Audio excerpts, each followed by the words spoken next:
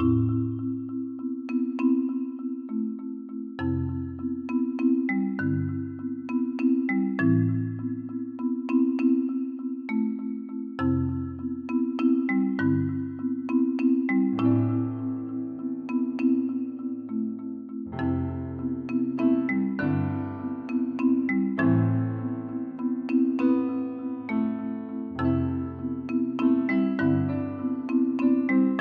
the flow of this, all we have with this, all the time that we shared within all of this light that shone upon me till it was gone, all of when I was found and then lost beyond.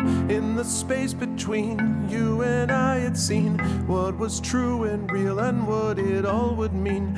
It's that gap that's lost, the price paid, the cost, and the choices we've made between both of us.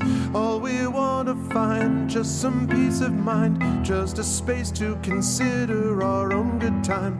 I could take us there, we could be aware of our existence that floats within the air.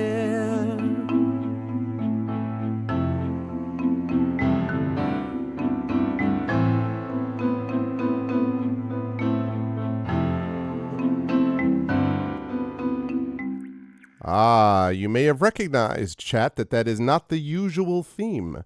I changed things up just a little bit. That is the song Symmetry from my band The Road's newest album called Exodus, which just released about 2 weeks ago, a week and a half ago, I guess. I thought I would try something a little bit different. I'm not going to be, probably sticking with that, excuse me, over the long term, because Yellowwood is the sort of song that's become associated with this. But I thought I would give you all a little bit of an insight into a different kind of song from us. And if you're like, wow, that sounds kind of cool, I might like to try that out. Well, I'm glad you mentioned that, because you can actually get that song and, in fact, the entire album right now if you go to the website, thebandtheroad.com, and you can you can get all of our albums there, both in physical and digital form. So hi, everyone. Welcome. It's episode 389 of Pen and Pixels. I am your host, Arvin Elleron.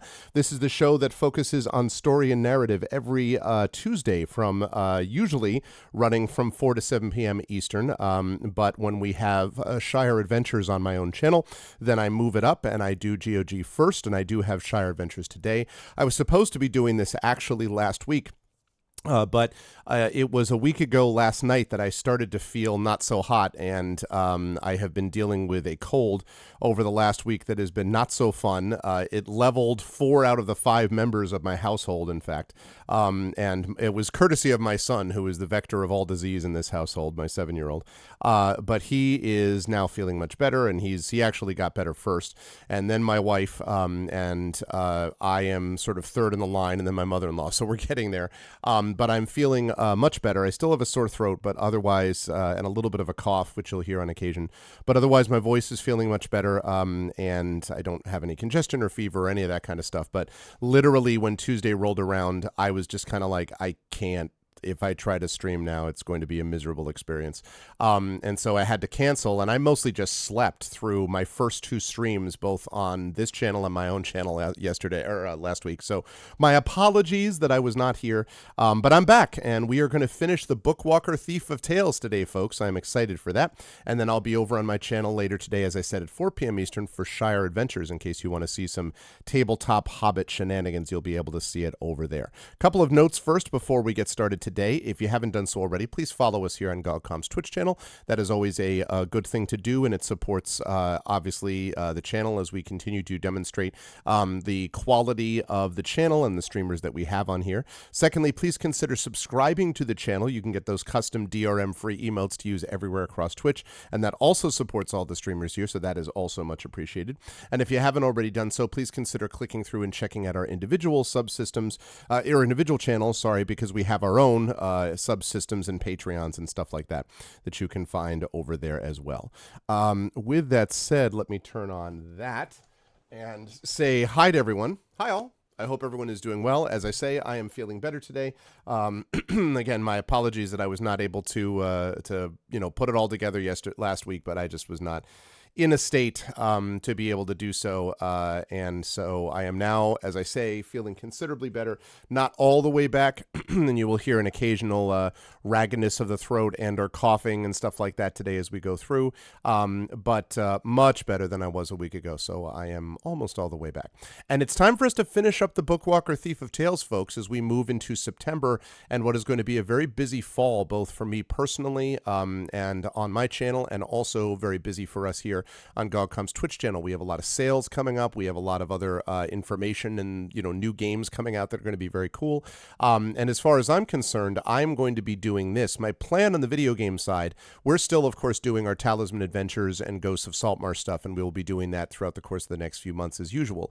But in terms of the video game stuff, once I'm finished with Bookwalker today, my next goal is to move into Solasta, the final DLC, which is called Palace of Ice. I've been looking forward to giving this a try, and I'm going to be doing that next. And then when that's done, I am very seriously considering I'm doing an Outer Worlds run. And I've been thinking about this for a little while. My chat actually voted it as a chat selected game of the month on my own channel, and I had a chance to try it, and I'm like, oh, this is kind of cool. I could see this. So I may well do that, and then eventually swing back to seeing if I want to finish Chained Echoes. There is one other game that has not yet been, I think, officially announced as a GOG game that I can't talk about yet. I'm just going to tell you that I will 1,000,000% be all over that game. That game is kind of made for pen and pixels, it feels like, and it was definitely made for me, having to do with a certain thing that I was really into as a kid in terms of an intellectual property. So I'm very excited about that. What's up, G Pudding? How you doing? No, not Starfield. No. No, although I am looking forward to Starfield, but that not on a GOG point of view. Then Starfield is not there as far as I know. No, not Starfield. It's another game, but I can't talk about it. Very far from Starfield, actually. But I'm very excited about it. It's story-based, and it's going to be cool. I'm excited. It is not Garfield Kart. No, much the pity. So yeah, but today we are finishing with this amazing Bookwalker Thief of Tales, which I really have enjoyed a lot. I'm really happy with how well this game has gone. I've played this game for about 8 hours. It shows, in fact, let me jump over to this. It shows me as having played 5 hours, but remember, that's not quite right, because I ended up playing the first one of these when I was using my mobile setup when I was visiting in-laws in Seattle earlier in the summer. And so that achievement thing, first of all, I discovered that it didn't have cloud saves. Note to self, make sure that these games have cloud saves. But secondly, it also meant that it didn't transfer over the achievement info or any of the playtime. So I had played about 3 hours-ish, so I'm about 8 hours now, and I probably have about 60% achievements. I don't care about achievements, but 8 hours or so. When all's said and done, this should end up being about 10 to 11 hours of gameplay, and I have really enjoyed it. Very thoughtful, interesting game in a lot of ways, and I'm very pleased, honestly, that we've had a chance to do that. Oh, that's why that's the one I was looking for. I was going to say, I'm like, wait, that doesn't seem right. There, now we see the violence inherent in the system. Okay, good. So I make sure I have that. Jump back here for 1 second and make sure I have that all set. Okay, good. Yeah, so I am excited for some Bookwalker Thief of Tales. And with no further ado, let us please get into it.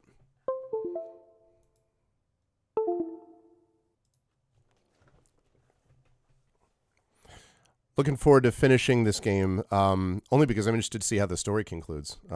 It's been good stuff.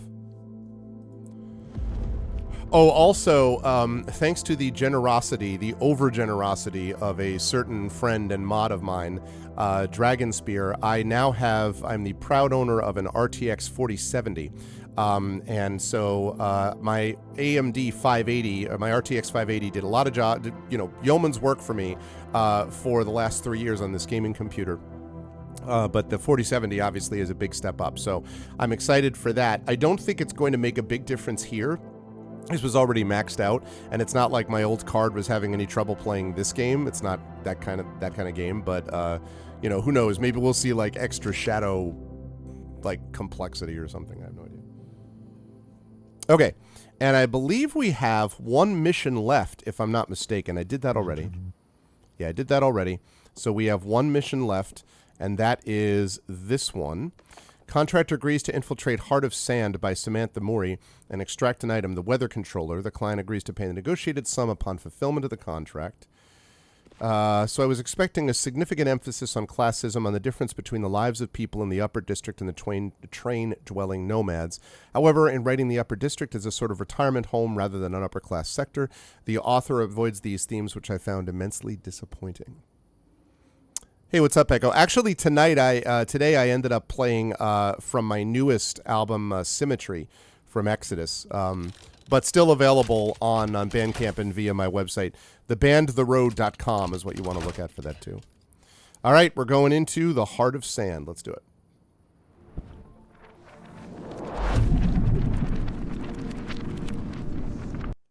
Thank you, thank you. You decided to keep working? Seems I don't have a choice. After everything that happened? How did they manage to convince you, or has another month passed since I last saw you? They spent a whole month convincing you? Not quite that long. You literally had to erase your own character. I'll write a new one. Ah, yes. I forgot about your feelings towards characters. I don't have any feelings towards characters. Just because Amanda left you doesn't mean that all characters are now bad. She has nothing to do with it. I really thought about giving it all up. But the client is right. I need to finish my last job, even if what we're doing makes me feel sick. If they get rid of my shackles, I can write my own book, putting this all behind me. Just help me finish this one last time. What are we looking for? A weather controller. A device that can control the weather? Seems so. It would certainly come in handy here. The air feels like it's at least 100 degrees, if not 120. Okay, let's get to it. Let's get to it. Just a second, I gotta move something here. There we go.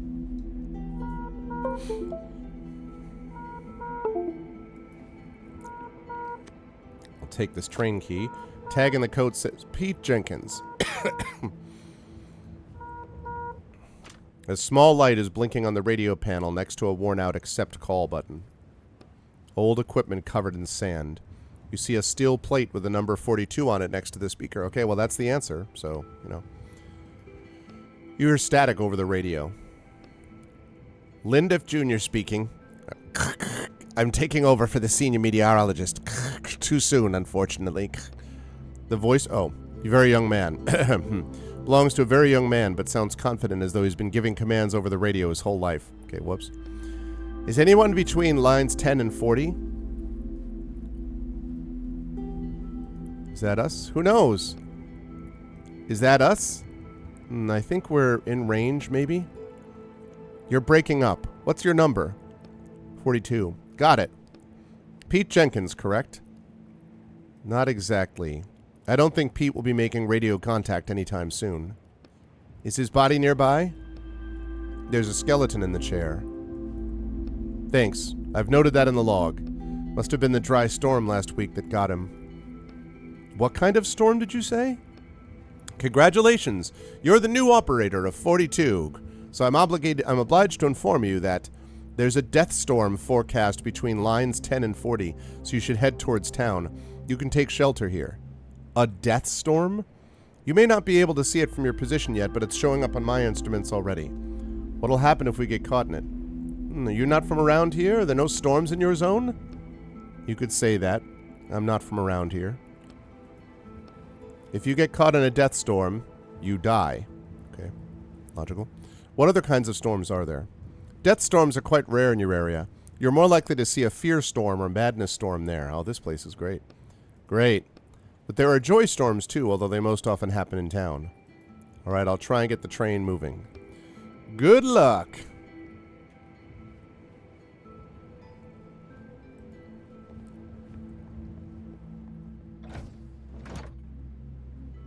Alright, we got a cargo car. Okay, I'm gonna need a crowbar. I don't have one yet. Ooh, we got operator's possessions. Take a look at the journal. Do I not have...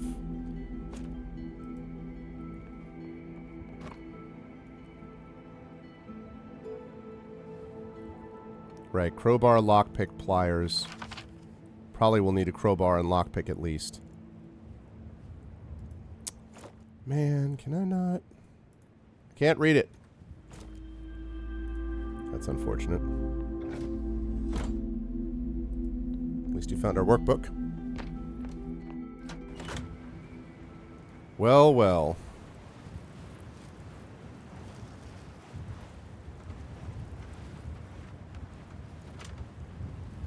Take all of that.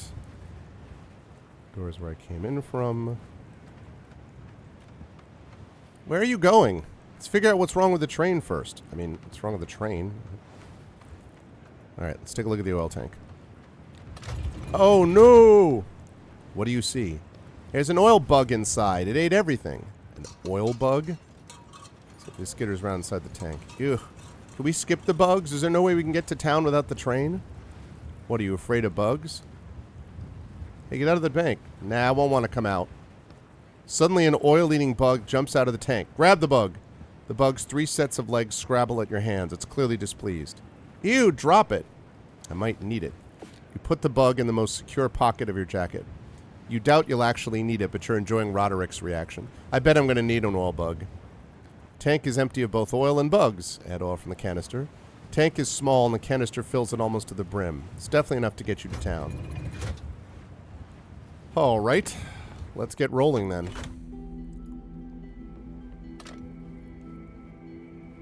Wait a second, I want to check something. What is this list of names? There's a long list of names scratched into the wall, and each one in a different handwriting. A sharp nail hangs on a chain nearby. Looks like this is a list of the train's previous operators. There's dozens here. Is this some kind of cursed train? Or probably just in a dangerous place. The last one is a Ronald Miles? What about our dearly departed Pete Jenkins? You probably didn't even have time to add his name. Add the dead train operator's name. Poor guy deserves this at least. Well, probably. We didn't know him after all. You take the nail from the chain and scratch Pete Jenkins' name into the wall. Not bad. What about yours? You're the operator now. Do you want people to forget about you too?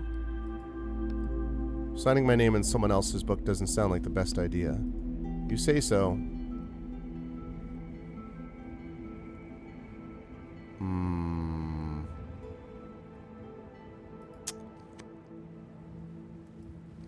wonder if I'm going to regret that. It's a photo of a woman with her blonde hair and a ponytail. It could be the former operator's daughter or maybe his wife. Alright, let's start the train. I think it's running. Great.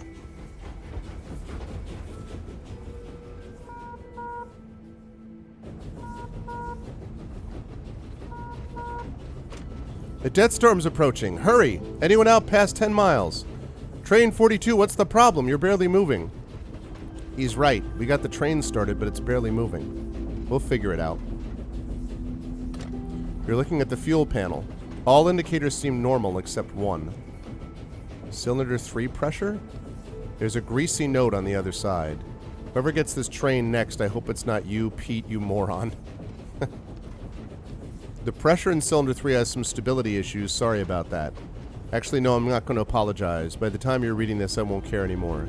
Deal with it yourself. Just kidding. Try hitting the panel. That usually works for me. Good luck with the train. You should definitely be able to do that. That wasn't so hard.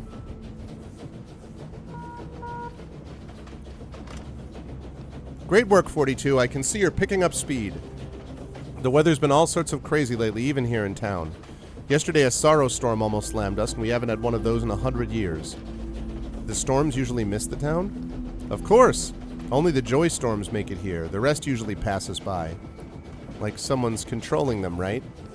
You can almost feel Roderick winking at you. What could affect the weather like that? I don't know. This all started after our senior meteorologist died. Let that be a lesson to you, chat. Never get rid of your senior meteorologist. It's never going to end well. You think you don't need a senior meteorologist, and you'll feel that way until you need your senior meteorologist. Come on, ask him about the weather controller already. It's obviously in town. Hey, have you ever heard of a weather controller? A what? It's a device that controls the weather. Is this a joke? I don't think he knows anything. Yeah, I guess the senior meteorologist had the controller, and everything started getting messy after he died. We should ask around about him in town. If only we had something like that, my God. We'd certainly be well off. All right, I see you're pulling in now. Good luck in town. Until next time, jokester. That's me. All kind of full of jokes.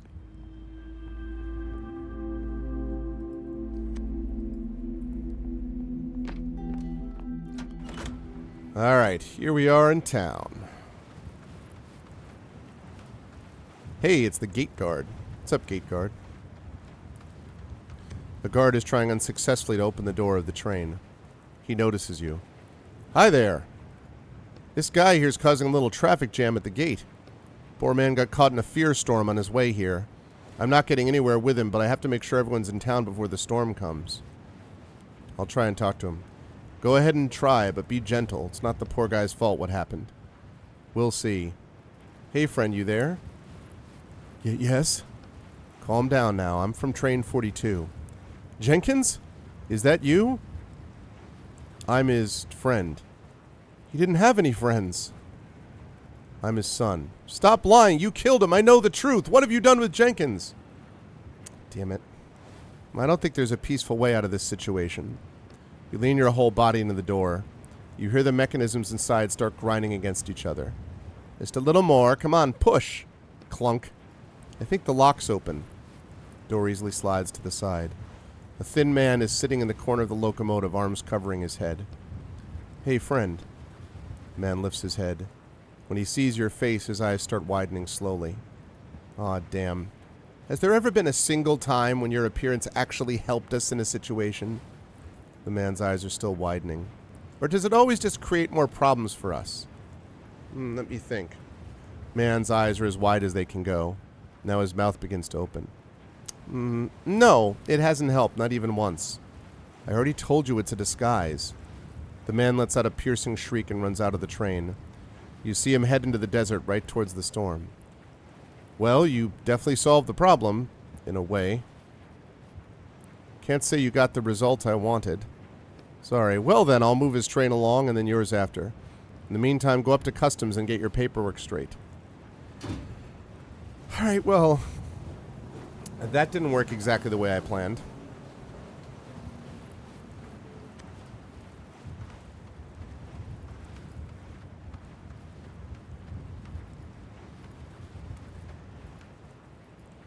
Can I not? Okay. What? Oh.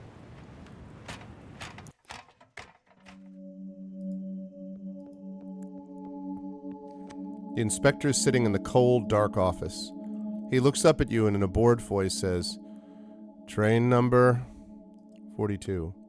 The inspector digs through some papers. Are you Ronald Miles? No. Did you find the body of Ronald Miles? No, I found the body of Pete Jenkins. So after Miles, it was transferred to Jenkins. And now... My name is Etienne. Just Etienne? Yes. I'll write that down. Wearing a shabby coat with a strange rusty cage hanging around his neck. It's not shabby. His face is apparently disfigured. You aren't too good looking yourself. The inspector doesn't react. Here's your ticket. He hands you an old yellow ticket which looks like it's been passed around for years. One standard town visit, 2 hours. Can I stay longer? You must sell all possessions belonging to the train's former operator before you leave town. Make that your top priority. I thought they were mine now. The inspector looks at you silently, trying to understand whether you're joking or you really don't know how things work around here. The train is yours. The possessions are the people's. And what happens if I can't sell them all in 2 hours? The items will go to the people. Okay, thanks. Go on through. Okay, the problem is I can't even get his possessions right now. Of course. I made a mistake. I should have looked at that first. Take all this first.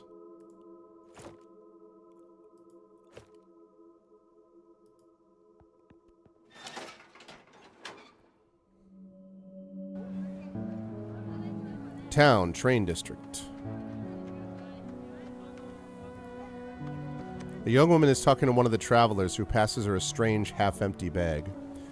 Extend my time by 1 hour, please. Hold on! The man freezes, tilting his head. Just who do you take me for? There's not even enough sand here for 15 minutes. She shakes a small pile of red sand out into the palm of her hand. Are you up to your old tricks again? Do I need to call the guard? No, please. Just 15 minutes is fine. Let me just catch my breath and I'll be on my way. I guess people are not allowed in town here for long? A woman turns to an empty hourglass in one of the niches on the wall. Damn beggars. She pours the sand from her hand into the hourglass. Then she picks up her radio and you hear a crackling sound coming from speakers echoing all over the town. Peters, train 124, 15-minute extension. She puts the radio back on her belt and reaches out a hand to you without looking. Okay, yellow.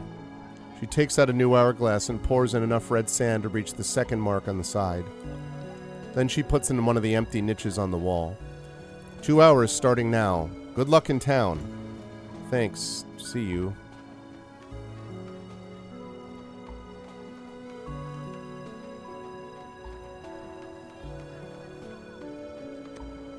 Two inspectors are standing by the train discussing something. I don't get it. Why don't you like the auction idea? We always sell empty trains at auction. This heap of scrap wouldn't even make it a few miles. It's not a train auction, it's a premeditated murder of one of our people. He used to be taken off the tracks and scrapped. Janine has enough work as it is. She just got started on all those electronics. It'll be next year before she gets around to the train. Where'd we keep it until then? Just have someone take the train and leave. They can ride around, maybe find the parts and fix it themselves. Can't believe how stubborn you are. The guard storms into the train and you hear a sharp metallic clang.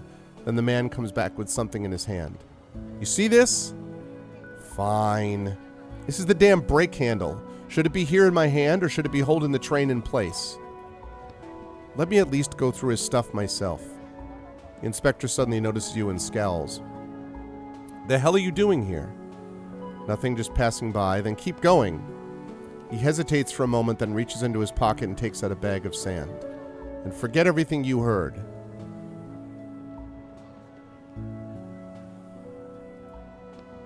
Get out of here, don't interfere. The inspector turns around and loses interest in you. So they must be like... They're basically ripping off that train is what that looks like to me. This merchant is desperately trying to get your attention. His smile reminds you of late-stage insanity. Hey, man. Hey, come over here. You got any sand? No, I'm looking to earn some myself. Oh, well, I can't help you with that. I've been selling my heart out, but I still don't even have enough sand to fix my train. You look at the melon seller's train. There are a lot of things in this world you would call run down, but everything you've seen up until now is sparkling clean compared to this train. And my time's running out. I have half an hour left in town. All because of those damn guards. They gave me a penalty, those dogs. What am I supposed to do? My wheel's busted. You notice the train's front wheel is sitting at a 45-degree angle. He doesn't need to worry. With a wheel like that, there's no getting that train out of here in any case. You drop something. What's that? You nod at the man's feet. He looks down mistrustfully, then pauses. Well, slap my train and call me a sandmelon. How could I drop that bag? How did I miss that? Thanks, man. I almost lost it. You nod in response and walk away. You spend the next few minutes unable to shake the thought that you could have used that sand.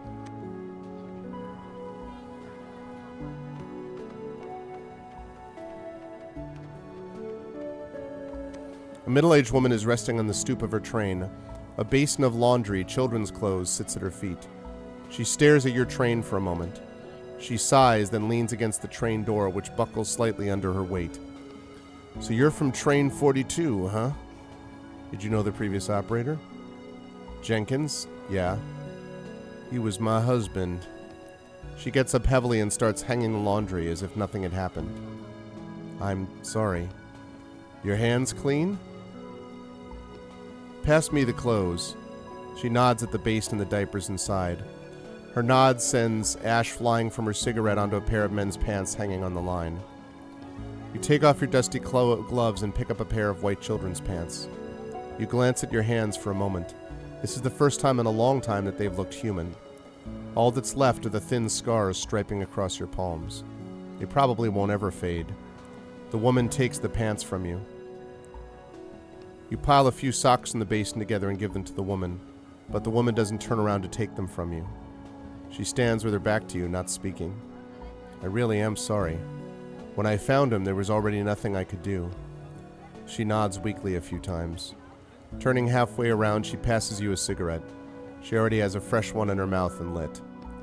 You sit on her train stoop. I found a journal on his train. I guess it belongs to you now. Customs won't let me just give it to you, but I'll figure something out. She smiles. A journal. Jenkins didn't know how to write. He probably robbed or killed someone. Those aren't his things. These thoughts seem to have put her in a better mood. As she finishes her cigarette, she packs up and heads inside her train. A child's joyful laughter greets her. That's good to know. She have more sand? Sand? Sand in the place where you live. The greenery on this train's roof is quite striking. By local standards, you're looking at a very well-kept train. It looks like the train's been washed recently. The metal and glass are gleaming, and the thin layer of newly settled dust just looks like an elegant decoration. Green stems sway on the roof. You see kalanchoe, haworthia, and tons of other plants that you don't recognize. I'm sorry, did you need something? I wanted to ask, do you know I can get into the upper district? I heard the meteorologist lives there. I actually had not heard that yet, but you can only get in once you retire. And I think you still have a while before that happens. I do too. How do I get in there now, today? The woman shrugs silently and looks towards the way out of town. Running your eyes over the locomotive, you notice an old trailer with dried up branches sticking out of the leaky roof. The longer you look at the trailer, the more you shiver. Chills run up and down your spine like something icy touched the spot between your shoulder blades. Aren't you afraid your old trailer might fall right off? The woman continues to look towards the way out. Yes, the trailer's quite old. If it falls off, it falls off. The corners of the woman's mouth turn up and she shakes her head. What do you do? It's as though the woman doesn't hear your question. She just stares silently, watching. Just when you think she's not going to answer, she starts to speak. I'm making it through life, day by day. I meant the plants. Oh, the plants. I used to enjoy nurturing life. The woman looks at the old trailer and stiffens for a split second. You see all the muscles on her face tense, but in an instant the illusion passes. Do you know anything about the meteorologist? He tells us when storms are coming. Is that it? Do you know anything else? The woman turns her head to look you straight in the eye. You can't read her expression. I won't keep you any longer. Thanks. Except I do want to know, what's in the trailer? What's inside? Things. Old things. Ancient things. Toys. Why are you carrying them around? I thought it was better to travel light in the desert? I don't know. I'd rather keep them with me. The woman frowns but doesn't tell you to leave yet. You turn to leave but suddenly feel something crawling across your neck. Wow, an oil eater! It seems that the oil bug in your pocket is finally trying to escape. Put your hand over your neck. Stop. Huh? Leave it with me. Okay. She walks over and opens the door of her train, picks something up, then returns to you. Here. She's holding 2 old dusty bags of sand in her open hand. Let's go, chat, more sand. 2 bags for this gross little bug? Is she insane? You won't hear me complaining. You carefully remove the bug from your neck and pass it to the woman. She gives you the 2 bags of sand. Thanks. The woman nods gently to you, then turns her attention to the bug. Hell to the yes. She likes bugs, that's fine. Some people like bugs. I'm happy to have sand. It's all good.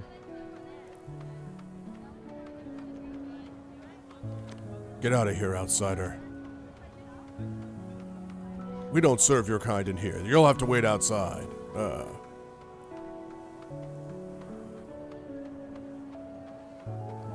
Woman looks at you unkindly. How unkindly? Two guards are sitting at the gate playing a strange game with stones. The guard on the left pretends not to notice you. The guard on the right isn't as good at feigning indifference. You see him casting quick glances at you. What do you want? What are you guarding? The men look at you, not speaking. Did you get blown in here by an idiot storm, pal? The guard on the right grunts. Don't bother us. I need to go to the upper district. Are you over age 60? No. Visiting your wife and newborn? No. The man looks at you silently, glowering. Is there no other way in? He continues to glower at you. He clearly wants you to leave. Your turn. The other guard draws his attention away from you as he hands him 3 round stones. I'll just be on my way. Okay, so I need to be retired or seeing my wife and newborn, neither of which I have in this book yet. Oh, an angry man. There's a place in the world for the angry young man. Open suitcases are strewn around the train car. A man is washing something in a metal basin full of dark red water. He's washing so intently that you can hear the fabric ripping. He has an impressively large fang from some unknown animal hanging around his neck. He stops washing and shoots you a mean look. Cage around your neck. Is that some kind of new trend? Let's just keep going. We don't need any more problems. Is he washing out blood? Who cares? We're just passing by. Keep going, keep going. Maybe I should tell... Hey! Suddenly you feel a powerful yank down near your neck. You look down to see the man's wet hand grabbing Roderick's cage. I had a trendy friend once, always bragging about his sandbear fang. Damn it! But I taught him some manners. 1 punch, 2. The cage's hinges start making an unpleasant crunching sound, or is that your neck? The man easily dodges your attack and pushes you away from him. Appears a real fight's about to start. We'll see how long that works.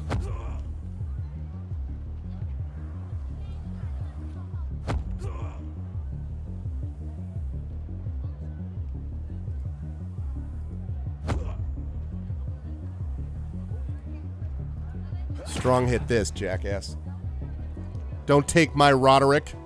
The man flies into the basin, which turns over with a crash, splashing its contents onto the ground. What a sick bastard. Are you okay, Etienne? Next time you're going in my pocket. Or even better, walking on your own 2 feet. Breathing hard, you carefully touch your neck. The string left an impressive welt on the back. I know it's none of our business, but we can't just let that psycho roam free. You look at the suitcases on the ground and notice a phonograph. 2 smiling men are standing in front of a locomotive. One of them, your attacker, has his arm around the other, who looks pale and tired. His shoulder's bandaged and he has a fang pendant around his neck. Okay, that's the one the guy was talking about. You toss the photograph aside. Oh, there's some rope. What are you doing? What's going on? The anger is gone from his voice and now he sounds scared. Nothing's going on. Everything already happened. The man spots the photo on the ground, then his eyes move to the bloody clothes nearby. Suddenly his face changes. Henry, oh no, did I do this? And for what? He looks at the 2 bags of sand on the ground which fell out of his pocket during the fight. Get these away from me, I can't look at them. You pick up the bags of sand. The man falls to the ground and starts crying. Okay, first of all, I thought he already fell to the ground. Secondly, we should have rope on him already. Let's go, we should leave him be.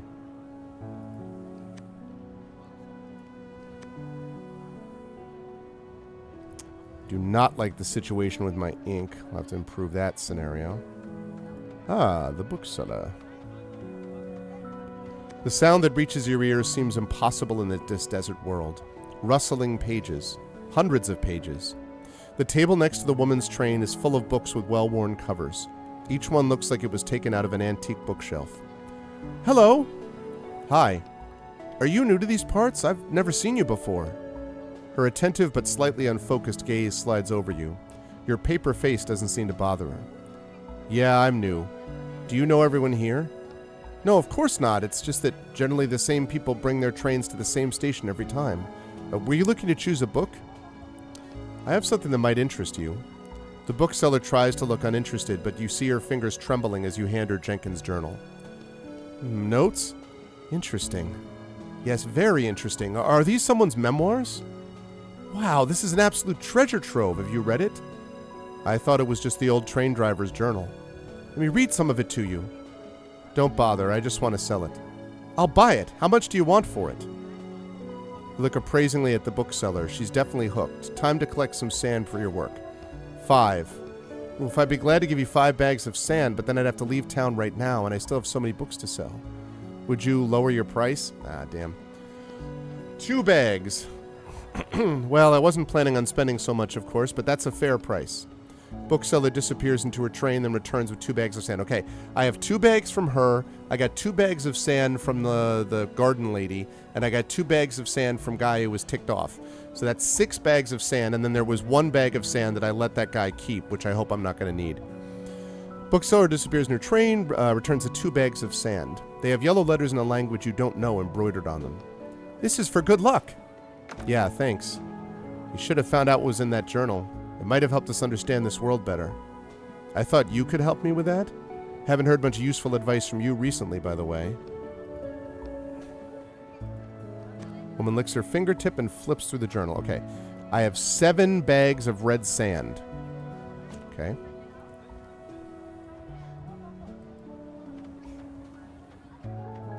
We had an angry man, now we have an irritated man. I'm not buying anything. Leave. I'm irritated. And we have a prospector. Hey, are you a digger? A what? A digger! My hearing's fine. I'm asking you what that means. The man looks at you without blinking for 10 seconds or so. You're attracting suspicion again with your unnecessary questions. I'm not a local. I'm not from here. Man continues to look at you without blinking. This is the only town on our continent, possibly on the whole damn planet. Where the hell are you from then, if not from here? I left for a long time, and now I'm back, but I don't remember anything. A digger is someone who digs up buildings in the desert. You know what the desert is, or is there no desert where you come from either? Right, a digger. They just called them something different back in my day. Yeah, I'm a digger. I was one of the best way back when. I find that hard to believe. Need work tomorrow? I want to dig up a building on Malta Street, but I can't do it myself. Of course, what's our plan? I started digging from the top, got from the 20th to the 7th floor. But the lower floors are hard work. Sand's packed tight and it's a pickaxe job. I want to round up a few more people, then we'll move out at sunrise. Is there anything special there in that building? The man peers closely at you. Seems he's not sure you can be trusted. There was a gun store on the 1st floor of the building. The work's all that should concern you. I'll pay you, and what's in the building is none of your business. You win or no. I'll think about it. Think then. Is he going to start a riot in town when he gets his hands on weapons? No. He gets caught in a firestorm out on the road tomorrow.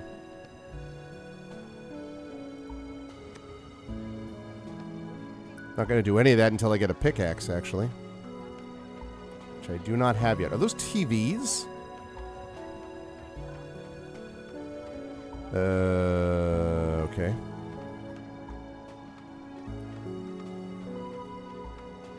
Alright, talk to the woman. Wait a second. Finally. The man's sleeves bears the letter CS next to an hourglass symbol. And you are? Customs service. What's up? Oh my god, I love steak. From the customs service. Just finished going over your stuff in here. You need to sell everything that belonged to Jenkins for your time in town is up. Anything you don't sell will be confiscated when you leave. Yeah, they warned me already. And that? That's mine. Can I see the tag? Why would I put a tag on my own things? An item with no tag belongs to no one. Belongs to no one, then it's not yours either. Sell it. The hell? I'm not selling my friend. He reaches for a radio in his belt and looks at you questioningly. Cool it. Let's try and solve this peacefully. No. Customs officer quickly picks up his radio. Train 42, penalty. Fine, no problem, I'll sell. Customs officer tosses a folded up trading tent at your feet. You done this before? No. Unfolding the tent signals that you're selling goods. People will come and buy from you and you make what profit you can. Hand in half the sand at the entrance. Do what you want with the rest. Good luck.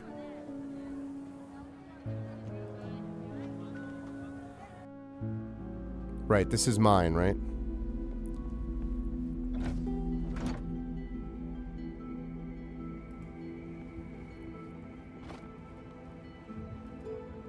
Okay.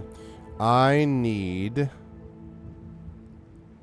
tools, and I need a few more crowbar parts. So I gotta go over to the junkyard, which is where it makes the most sense to me to get, I would say.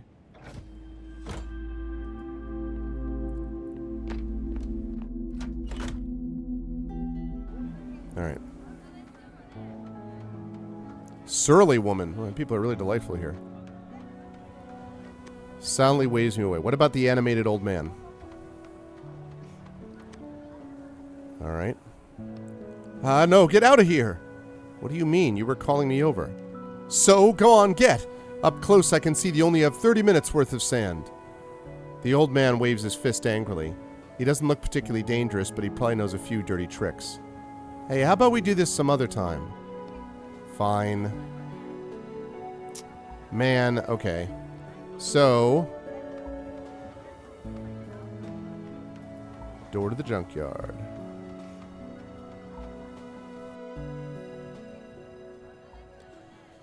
Not a very big junkyard. Nice. Okay, that's good. I need more crowbar parts, though. You see a tall woman digging around in a pile of scrap metal. She picks up something that looks like an old computer case, then rakes out the microchips and wires as if they were parasites on a ripe piece of fruit. She tosses the cleaned-out computer into a pile to your left.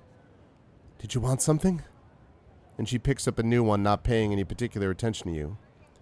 Got a lot of computers there. Yep. Concentrating hard on her work. Where'd they come from? She gives you a quick glance. Jenkins brought them in a week ago. He dug up a whole warehouse full of electronics. Oh. Was Jenkins a nice guy? Was? Oops. Oh. I say was? I meant to say I heard he's a nice guy. No idea where you might have heard that, but definitely not in town. He's a real jerk. I hope he dies. What's that pipe on the wall? Where does it go? It's a secret. She gives you a quick glance and continues ripping apart the computer. I'm great at keeping secrets. So am I. That's what we're looking for. We can crawl through and go straight to the upper district. There's a passage there. Now we just have to figure out what to do about this sewer guardian. Okay, there is a little QA problem there since I haven't heard about a sewer guardian yet. Do you need any help? She looks at the pile of scrap metal still has to go through. For money, but actually for sand. The woman smiles. I'm getting paid pretty well for this. I don't want to share my earnings with anyone else. Who's paying you? Do they have more work? Maybe something a little less dusty. I'm not sure. She looks you over from head to toe. I don't think they'll have any use for you, but you can go ask Mr. Nariano yourself. He lives in the middle of the square. How do I get into the upper district? Do you know anything that might help? I don't know anything. All right.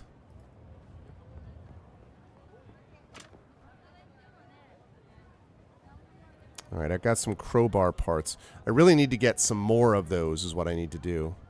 Okay. I can't go there. Let me go find this Nariano dude. And be like, yo, Noriano.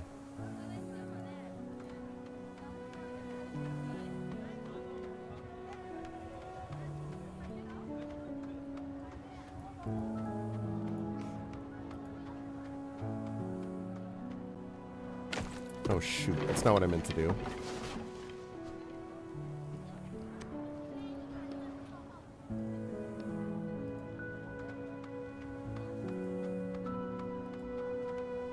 Are you Nariano?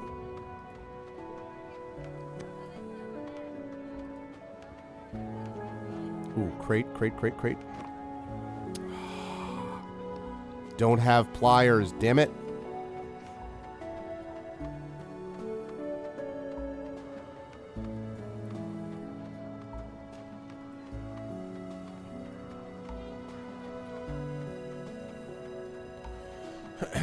Didn't she say it was in the middle of the district?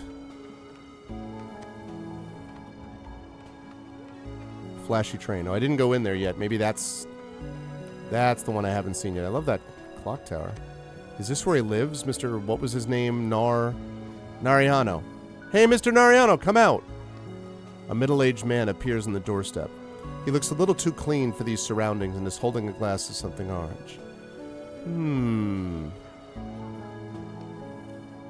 His gaze runs quickly over your clothes, pausing at the cage around your neck.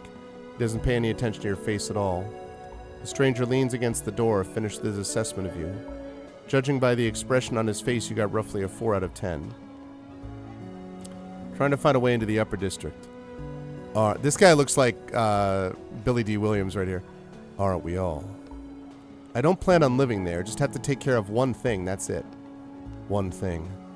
What could there possibly be for you to do there? I need to get something. Something important to me. How important? Ooh, a man of business. I'd say about 1 bag of sand important. 5 bags? 7 bags? The man stops nodding, but his hand doesn't stop moving. 9.5 bags. 10 bags. 10. Now you're speaking my language. I love it when a person wants something that badly. In a flash, the man transforms from a reserved aristocrat into a jolly businessman. Not a bad start to the day, helping those in need, you might say. You tell me where I can get that much sand? In our little town, people trade sand for either goods or services, or both. You just need to find what works for you. I have possessions I need to sell off. How about I give them to you and you lower your price? I'm a man of business, you see. Dealing with junk just doesn't fit my status anymore. But I'm sure you'll find buyers among all the visitors in town today. All right, I'll be back when I find 10 bags of sand. 10 bags! Good luck now. I'll be waiting for you. He bounds cheerfully up the stairs and, sipping from his glass, disappears behind the door. Well, I've got, what, 7 right now?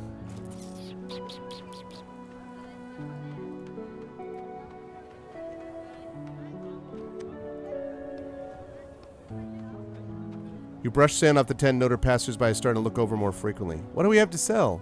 Everything left in the bag. Some weird gas cylinders. Empty. Just put them on the counter anyway. Some rags and a cup.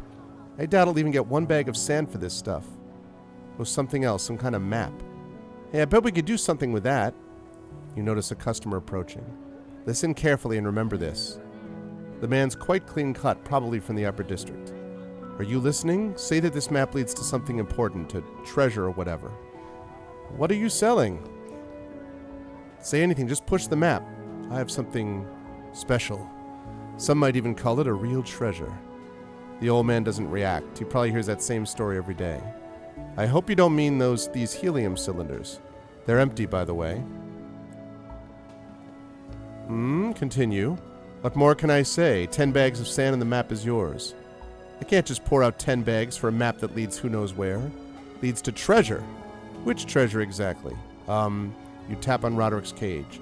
I'm thinking. A map to water, to a pile of sand, a pile of food, shelter? It's a map to a shelter. You know about the shelter too? Huh? There's a lot I know. 10 bags, you say. I'll give you 5, but if the shelter isn't there, I'll come back and give you 5 more. 5, wax. Right to your head. With this. It's a deal! Great, we have some sand already. I got the sand I needed. That was quick. And now I have 12 bags of sand.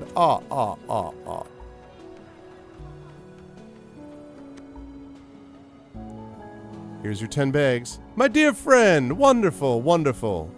He jumps down from the entryway like an excited child. May I? He looks at the bags, ignoring you. Let's see what we have here. Wonderful, wonderful. He counts the bags.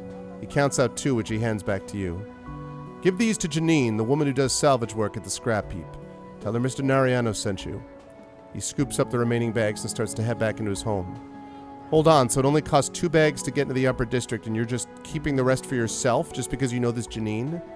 It truly is a pleasure doing business with you, my dear friend. Come back anytime. Didn't know he had wax. What's up, Dragon Spear? Man, that guy. Alright, well, anyway.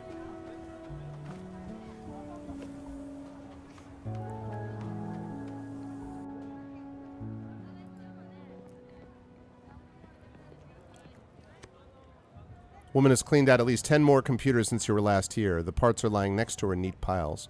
She notices the 2 bags of red sand you're holding. How's Mr. Nariano doing? We could have just come to an agreement. Why didn't you say anything? Mr. Nariano's much better at those conversations. Good for him, but I had to pay 8 bags of sand for that. Actually, 10 bags of sand. Sand comes, sand goes. That's what we always say. So how's Mr. Nariano doing? He's 8 bags of sand better now. Hasn't lost his touch. Let's get to it. Hold on. Once we leave, we won't be coming back here. You're sure you're ready? Yeah, let's go. Let's get to it. I don't have much time. Train 42, your time's up. Prepare to leave town, I repeat. Well, looks like you're too late. Is that a joke? I already paid you. The damn guards are about to come looking for me, and you're... I'm kidding. Let's go. She clears away a small heap of scrap metal from against the wall to pull a lever there. It's open! I'd hurry if I were you. Woman smiles again. It seems that the whole situation strikes her as comical. Little advice for you. Trust a bag of bricks. Huh? What? Okay, trust a bag of bricks, chat. Remember, that's going to be important. No going back now. Needless to say, it smells awful inside the pipe. It smells awful in here. This is just a drainage pit for the square. It's not the sewer system, so it could be worse. It doesn't make me feel better. Alright. I don't even know where to start. Pry apart the boards. Stuck tight down by the base. Thud. Board springs back into place. Alright. Pull out the trash bags. Dust pours out of the bag, gets in your eyes. Ah! Oh, trust the bag of bricks! Put your weight on your bag, toss, throw your leg over the barricade of boards. Chiban unlocked. Brick, no mortar. Put your trust in a bag of bricks. Hell yes. Thought it smelled awful on the outside. But your pant leg gets caught on a nail sticking out of the board. Oh, come on. You shift your weight to your right hand, try to unhook your pant leg from the nail. Can't get it, damn it. Come on, you're so close. Phew. Pant leg is free. You jump the rest of the way over the barricade and land on your feet.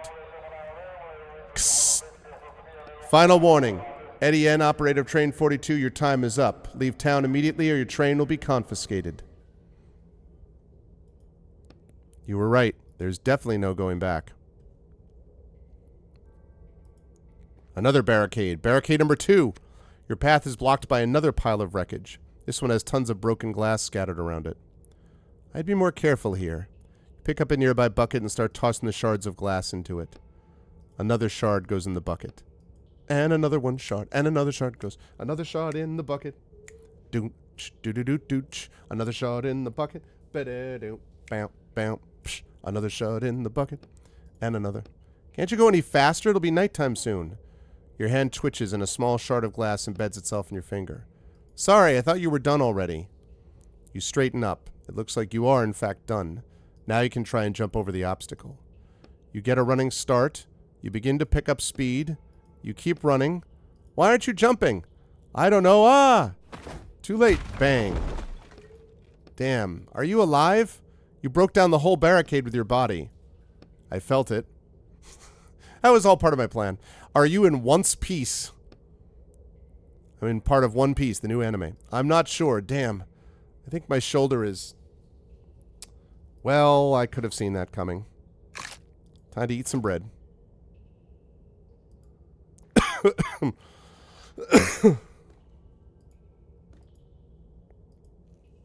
And the final trash barrier. It's a good question, Mark Ellen Thomas. Not as far as I know, just getting over these barricades. I think this is the last barricade. Well, it's not like I can get any dirtier. Kst. This is Lindef Jr. speaking. A joy storm is approaching. It will hit us in 5 minutes.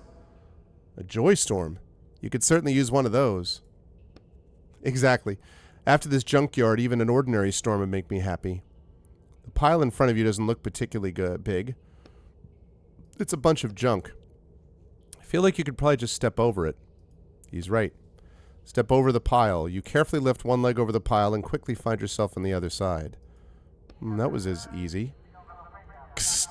Joy storm, 3 minutes. Ooh, come on, hurry and get outside. Okay, let's see what's in this upper district. Upper district, it's the alleyway.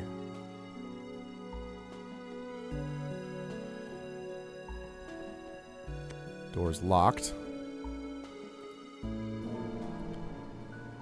Kst. The joy storm has arrived. I repeat, the joy storm.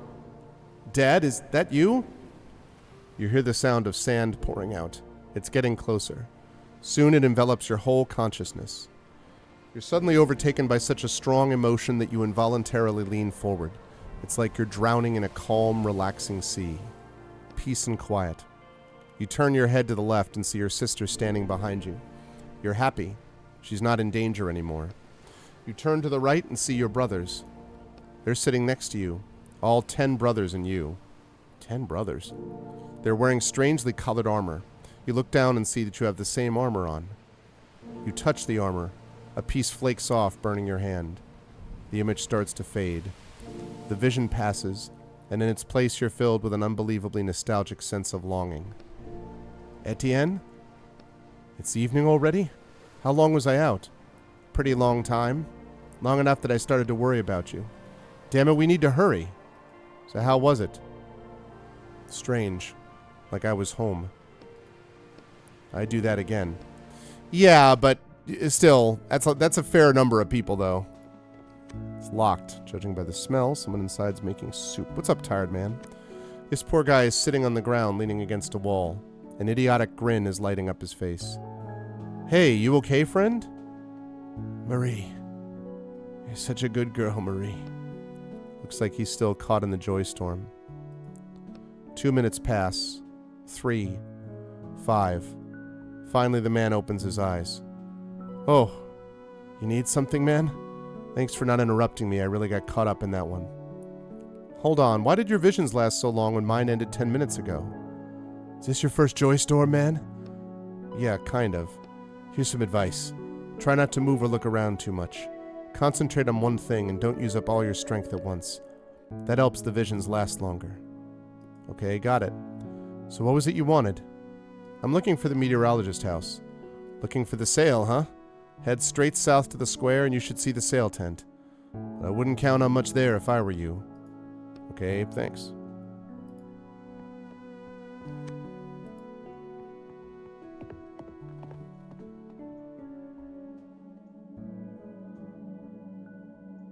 Upper District Square. Resting women. Women look you over suspiciously. Ladies. Man hasn't come out of the storm's clutches yet.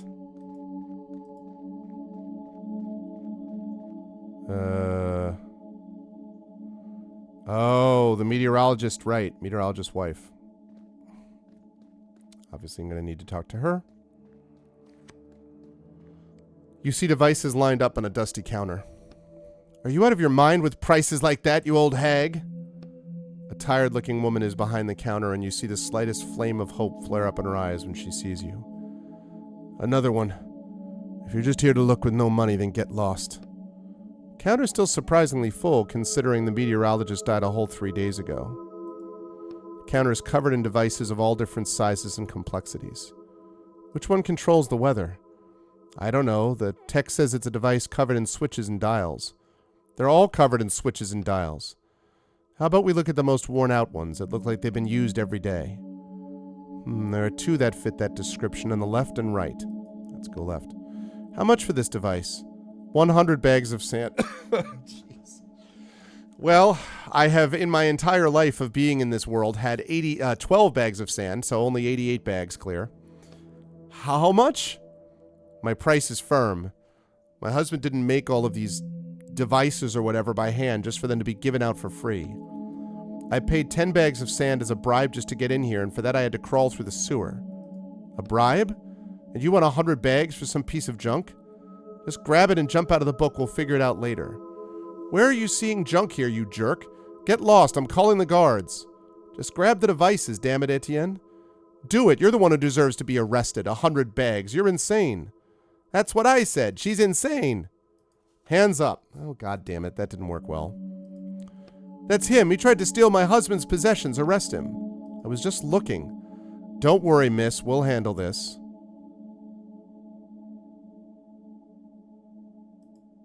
You grab the first device you see and throw it at the guard. But there's a rope tied around the device with the other end attached to the counter. It springs back, hitting your shoulder as it passes you. I don't think that's going to help much. Just run. Watch out! Bam. Why can't I just fight them? Yes, a bribe or a bride. Silence falls and darkness. And now I'm in jail. Oh, I'm in the desert. You open your eyes. It's cold. Damn it. Was I out for long? Silence. Damn guards. Did anything else happen while I was passed out? Silence. Roderick? You tilt your head looking for the cage, but it's gone. Well, great.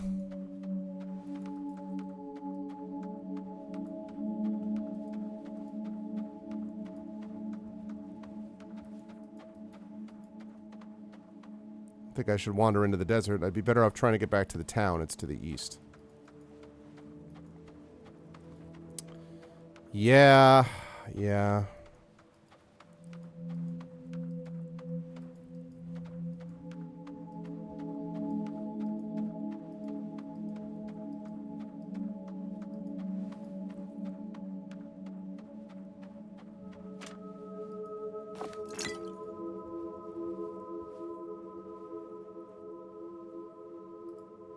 You see a motionless body lying face down in the sand. Another disturber of the town's peace. The man is wearing a coat. A tag is sewn to the chest. It's a bookwalker like me. The tag says W204. Also has the logo of a company called Reed Rem on it.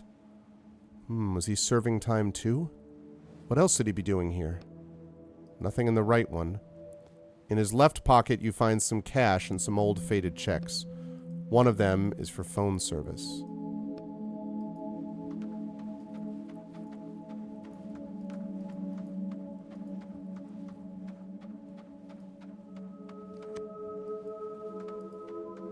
I already raised the ladder. Wonder if I can move that metal plate. Notice a slight glow coming between the loose wall plates. You see a barely noticeable inscription on the plate. Trust a bag of bricks. Come on, I already know that. You notice that the wall plate isn't completely attached to the wall. Maybe I can move it?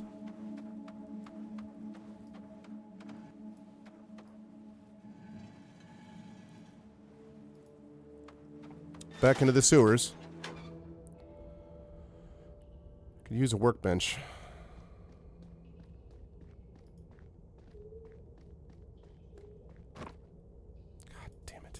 I never got enough to make any freaking crowbar parts. I don't have enough crowbar. I don't have enough crowbar parts.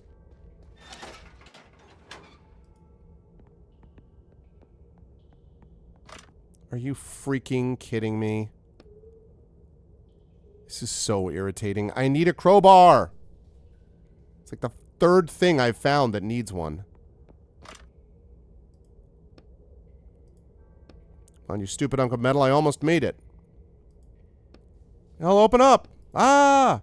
You pull at the steel bars with all your might, but nothing happens. Well, this is just great. I was so close, but looks like this is the end. Oh, right, I'm a writer. Right? The ink envelops the balls of the grating, and they start to slowly rust. Bang! You easily knock them out of place and clear your path. Done. I'm coming, Roderick. I'm coming to get my goddamn crowbar. You need, to make a crowbar, I think you need 5 crowbar parts, and I only have 4. I also need a workbench to actually put this all in on, so...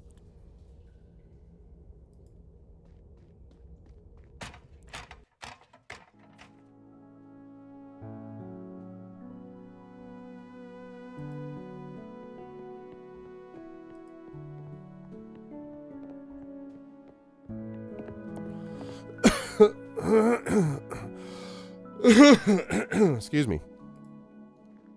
Okay, so... I bet she's gone already. Oh, she's not. You hide around the corner and peek out at the tent. Yes, Mr. Nariano, I'm sure. He was looking for that exact thing. He called it a weather controller. Mr. Nariano's carefully twisting a device in his hands, trying to figure out how it works. Damn, he's already here, too. If this thing really can control the storms. You think my husband really created something like that and didn't tell us? All these years. All those people who died in the storms or who went insane. He might have been responsible for all that? Ask the crow where its favorite bar is. I wouldn't jump to conclusions. We don't actually know what the device can do, and maybe your husband did everything he could. I hope so. Thank you, Rhonda. Thank you for telling me this. It would have been terrible if such a valuable object fell into the hands of a stranger. I think we should...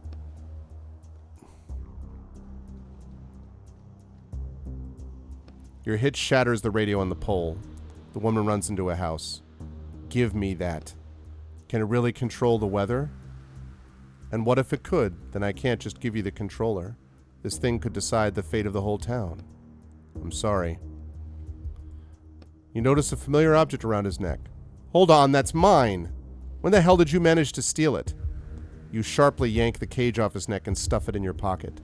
Nariano flinches, not expecting you to act so suddenly. We need to run, now! Huh? Attention all residents, this is Lindorf speaking. There's a death storm coming. I repeat, a death storm is approaching. Start evacuating, we have 10 minutes.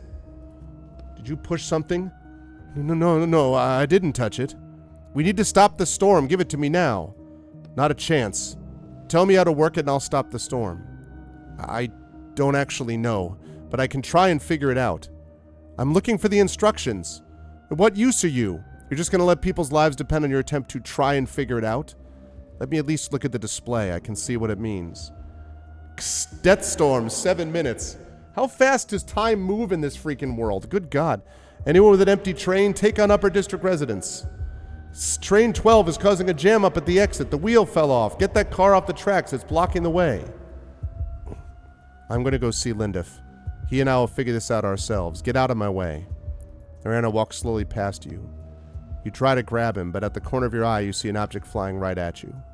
The steel tip of a cane. God damn it! So sick of being... Again, you fall. Right before you hit the ground, you see Nariano climbing the stairs to the meteorology tower. You open your eyes and get up with some difficulty. Finally, get up the tower quickly and get that controller. I don't know anything about a controller. My father didn't tell me anything. Darn, wrong button. I need to check the stormometer. Warning, death storm in 2 minutes. I don't know either. Just push something, Mr. Nariano. Let's go. One final push. This has been such a long day.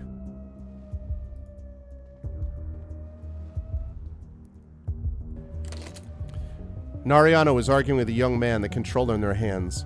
A wild wind blows through the window. Storm's almost here. We're out of time.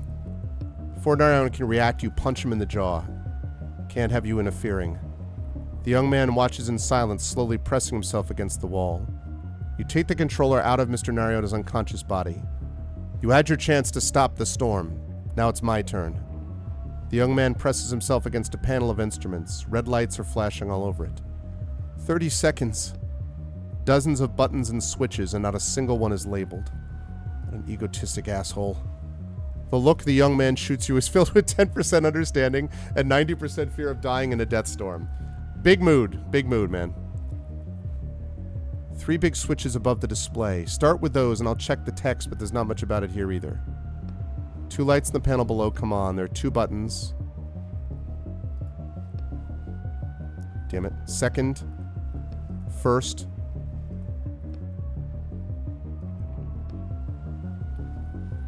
First. Third. First.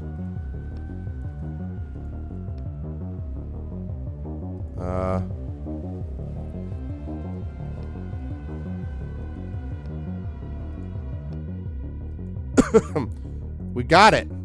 Woo! You put the controller down with shaking hands and you hear cheers from the people outside getting louder and louder. That was close. Way too much going on for my first day. Jeez, dude. A large crowd is gathered in front of the tower. The people around you are loudly discussing what just happened. I saw the storm move away at the last minute. I saw it with my very own eyes. And it was just about to reach the town, but then it stopped. All right, calm down. The storm's gone. You can go home now. But what if it comes back? Well, we'll just have to hope it doesn't come back. Why did it move away at the last second anyways? Yeah, and why did it get so close to the town? That's never happened before. It's a long story, which I shouldn't be saying that I have anything to do with, because then you're going to ask me questions. We drove it off, don't worry. We? Who's we? It was the young meteorologist. Lindef, the young meteorologist, did an excellent job proving himself. He managed to neutralize the death storm at the very last second. Crowd starts cheering. Hooray for Lindef! What do you mean neutralize? That's not important. What's important is that you're not in danger right now. Now, time for me to go. You look out at the uncomprehending crowd before you jump, and your eyes slide over the people until they meet Lindef's looking straight at you. Are you that... Listen, kid. This is your moment of truth, Etienne. Moment of... You'll do just fine without it. I heard these storms almost never hit the town anyway. Just keep on going a little longer and then the book will end. And then everything will work itself out. Are there storms where you're from too? Definitely not like these. Then maybe you can leave it with us, that device? Since the next time a storm comes, we won't be able to... Sorry, I can't. This device is the only thing that's keeping me from something dear to me. Oh. All right. I'm sorry. You're all... Can't do it, man. I've already messed up multiple times with these things. That looks very Fallout right there.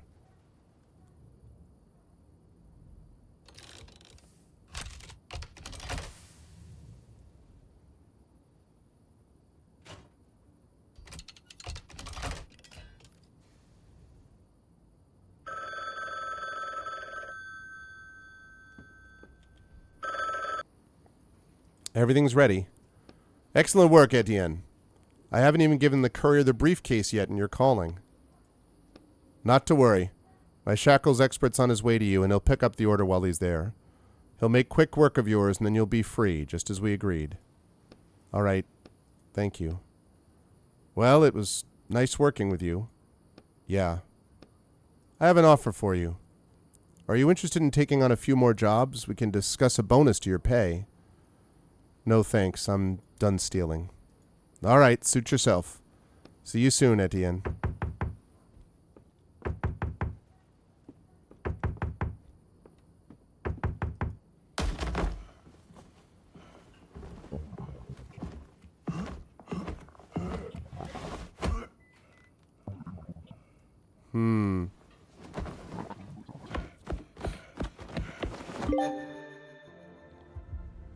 You fall onto the cold sand and your pursuers land nearby. So you want to do this the hard way? Damn, it's so cold here. Where's Vince?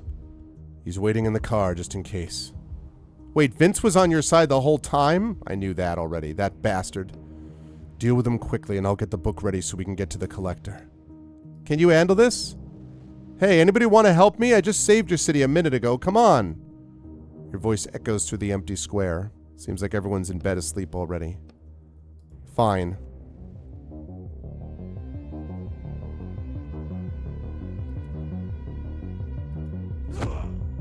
Okay.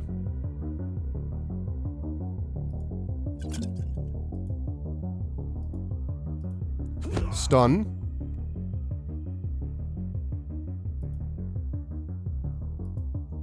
Stun.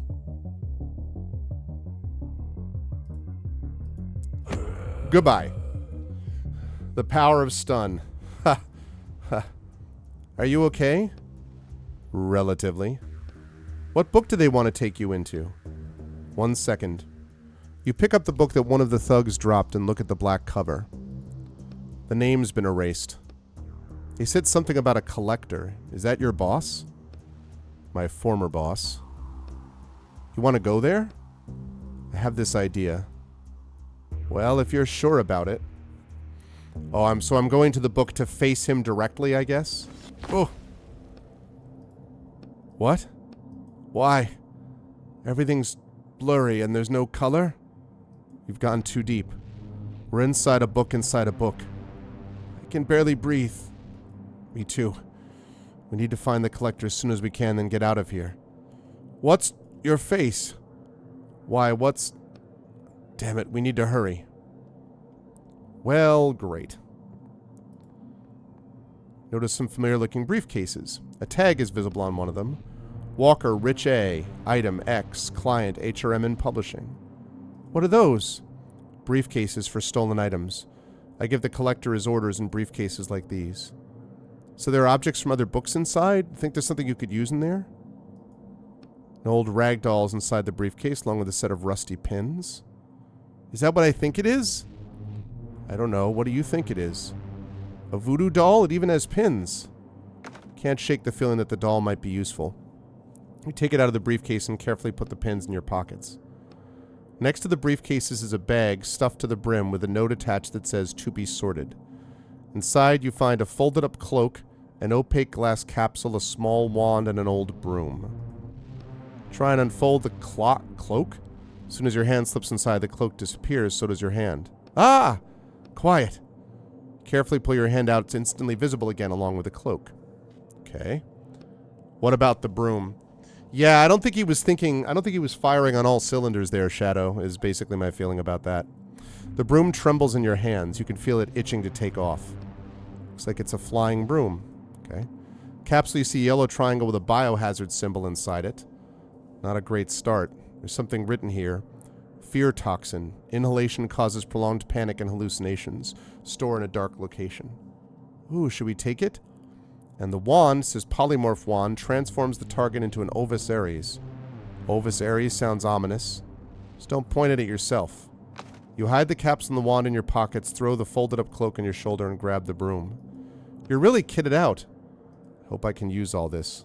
Let's go talk to the collector. Voodoo doll, invisibility cloak.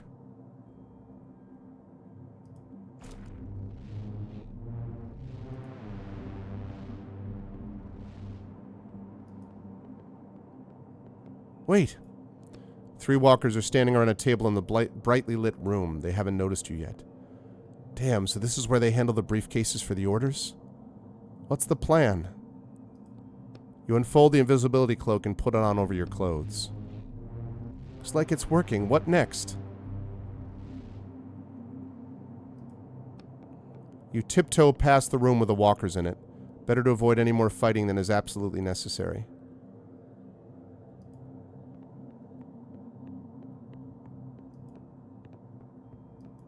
You see 2 walkers standing in the passageway. They seem to be discussing something quietly, completely unaware of your presence. I don't think you can squeeze past them. You should take off the cloak. It's only getting in your way. Take off the cloak and throw it over your shoulder. The walkers haven't noticed you yet. Wind up and throw the capsule of fear toxin at the walkers. Falls right between them and shatters. The men turn around sharply. Hey, stop! You see both men's eyes widen in horror. You're a monster! Help! Both men look around in terror, then jump over the railing into the darkness. Hope it's not too far down. Man, the only thing I'm wondering about is whether I should go up and check out that briefcase. Stack of books, including the ones I've been in. The librarian is busy arranging books and probably wouldn't even notice an atom bomb.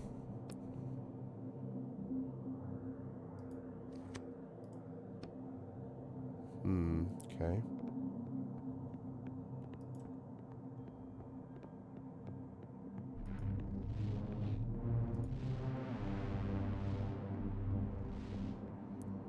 Guards notice you from far away and block your path. What's that noise over there? Is there a problem? Take the wand out of your pocket and point it at the closest walker. Ovis Aries! A beam of blue energy bursts out of the wand and hits the walker in the chest. In the next instance, a sheep is standing where he was. Oh, that's right. Ovis Aries is the scientific name for domestic sheep. Adam Bomb.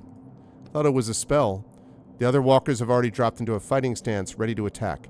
Ovis Aries! Uh-oh. A useless piece of... The other walkers simultaneously drop into fighting stances. Whoa,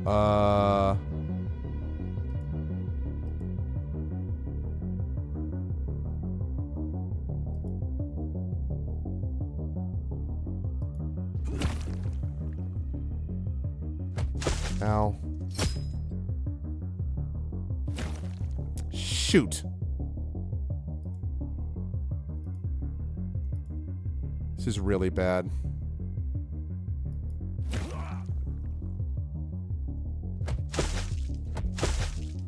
And they disabled doll, which is my best freaking thing.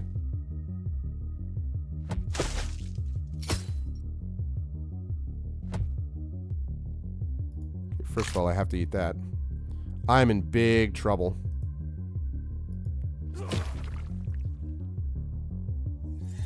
Them disabling stun is really, really bad.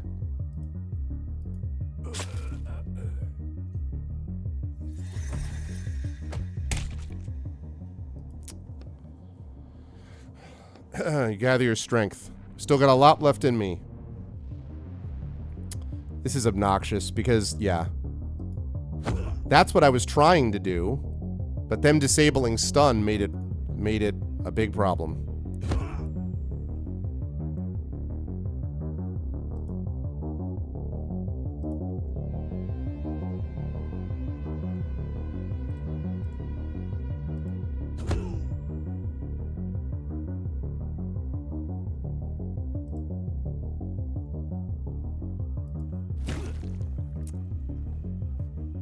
Really hoping that was going to be it.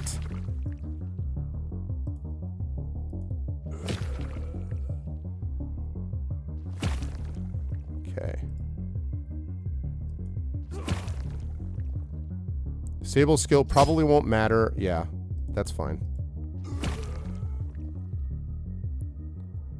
Fight could have gone better.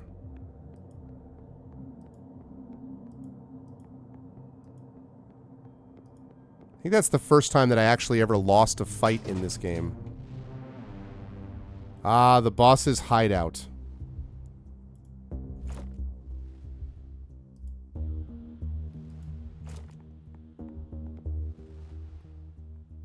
Dude looks like the Kingpin. Alright, I give up. Just don't hit me. Take off my goddamn shackles. There's a slight problem with that. My shackles expert took the day off today. His daughter's sick. He's lying. I know. How about I call you when he's available, okay? It'll only be a few days. You think I'm an idiot? If you really want to know. You promised me you'd take them off, so hold up your end of the deal. But you didn't hold up your end. I'll hold it up right now. Calm down, you idiot. No one except the Writers' Police can take them off. Do you really think my own men would be walking around in shackles if I could take them off? I'd build a literal empire stealing objects if I could do that, not this stinking warehouse. Wait, I thought you had proof that he could do it. A friend told me about him. Wait. Vince told me about you. And then I found out he was one of your thugs, which the player knew that he was one of the thugs a long time. Was that all part of your plan? Well, this thing that's happening now wasn't. You're going to take off my shackles. I don't know how, but that's your problem now. Or what? You're going to kill me, a character? But you've turned into such a nice guy now, haven't you? Well, relatively. Let's find out right now just how much of a nice guy I am. Doesn't quite inspire fear, to be honest. Let's finish this up quickly, I have things to do. So important people will be here soon, and I'll be offloading a huge lot today. Turn around and see a stack of containers through the open door. Yes, that's right. Did you think I was just sitting here twiddling my thumbs? I'm about to close the deal of the century. Are those containers full of stolen items? Fit to burst. I can only imagine what'll happen when all that floods the market. You're right. It certainly is time for us to finish up here. You push your hand deeper in, trying not to touch not the collector's neck, but the very essence inside him. You feel a scrap of old paper. Your fingers run around the text written there in old ink many, many years ago. Wait. I could call the shackles expert. Let's say tomorrow, okay? That's the only time frame I can give you. We'll get your shackles off and you'll be set. You can write as much as you want. His henchmen are almost here. Sorry, I'm not letting that happen to me again. You grab his paper with both hands and start pulling it towards you. What are you thinking, Etienne? Don't worry, I've done this before. Oh no. You see the client slowly separating from the book's environment becomes something foreign. Damn, aren't his henchmen going to come for us? They don't have a direct route to that book. Besides, they won't like what's waiting for them there. Keep pulling the paper, it gets more and more difficult to pull. What's going on? Now is not the time to give up. No, I'm not giving up. This is as hard as I can pull. What now? They're right outside already. Now we add another force. You bend your knees, ready to jump upwards. You push off the ground. You hear an unbelievably loud crunching sound, so loud that it feels like the whole world must be able to hear it. With a ringing sound, the paper in your hand separates itself from the book and flies upwards with you. Damn it, I think I twisted my knee again. What on earth was that? Where the hell am I? What have you done? You'll find out soon enough. The collector suddenly jumps up and aims a gun at you. Oh, really? A gun, collector? How droll. It's an antique decorated with a swirling pattern. Take me back. Hey, calm down. Just calm down. Etienne? Hand over the book. Now, where's my book? I'm afraid nothing would come of it. Hey, don't joke around with him. That thing I just did, they'll hear it.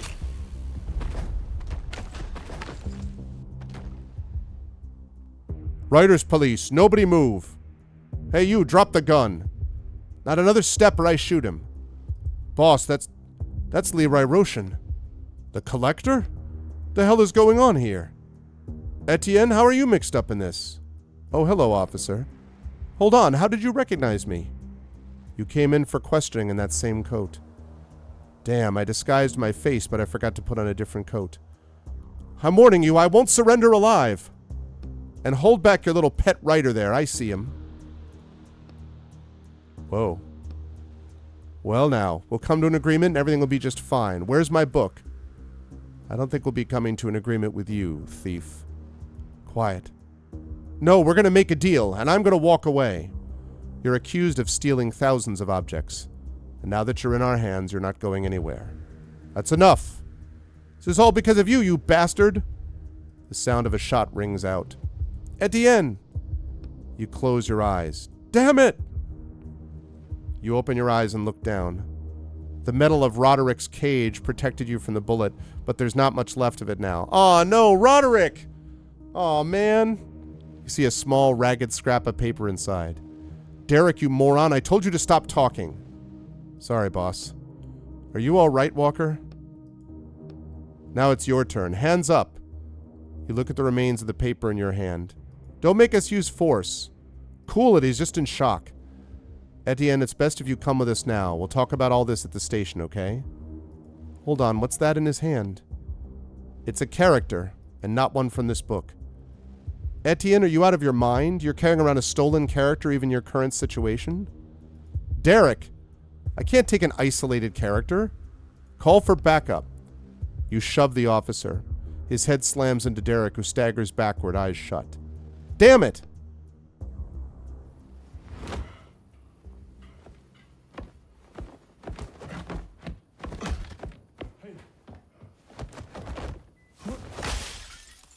Whoa.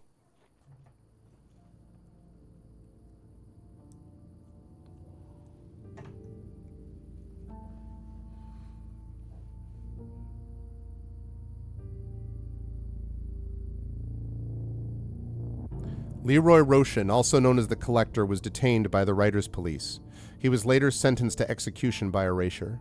The entire network of writers who used his services to buy stolen items from books, plagiarism, were also detained, and these criminals received sentences ranging from 5 to 15 years.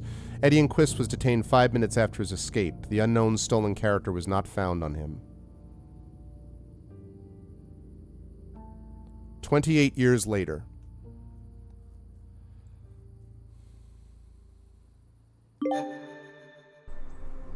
Achievement unlocked. The Mastermind, complete book 7. Well, I think this is his house.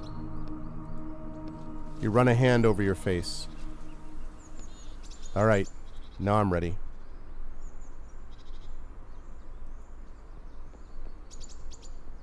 Interesting.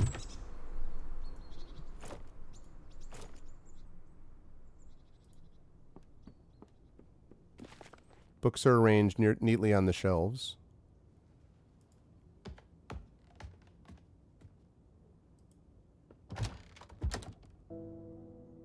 Study. Man. Sir? How can I help you? My name is Etienne. You probably don't remember me. We worked together a long time ago. I Can't seem to recall that. Are you sure you're in the right place? I'm sure. I'd even say we were partners. I just wanted to see how you're feeling. I do believe I'm quite all right. Should I be worried about something? Do you remember your name? Of course. And where you live? Baker Street. That's good then. I had to make a few changes because of your injuries. Oh, he wrote him in as a new character, basically? Injuries, sir? Yes, although it seems everything worked out. Sorry to keep you waiting, I'm back. Watson? Holmes? And you, sir? I'm on my way out. Someone you know, Watson? I'm not sure. Are you quite certain you're all right, sir? Yes. My apologies again for disturbing you. So he rebuilt Roderick basically as Watson, or rewrote him as Watson.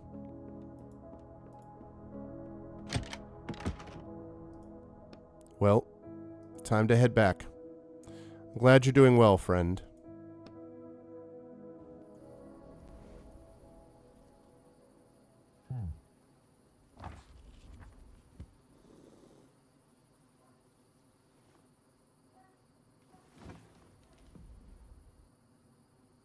Interesting.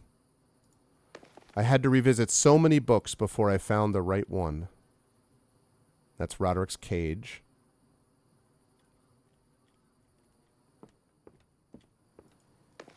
Eddie and Quest, congratulations on your return to the ranks of the writing profession. Morak Publishing Agency has confirmed that your 28-year sentence has been fully served.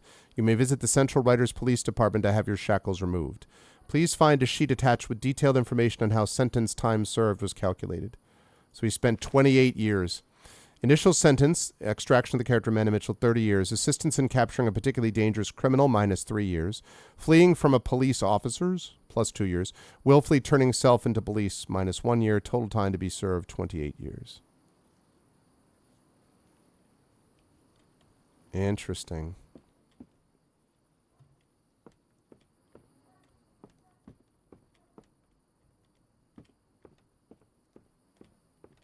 Everything boarded up.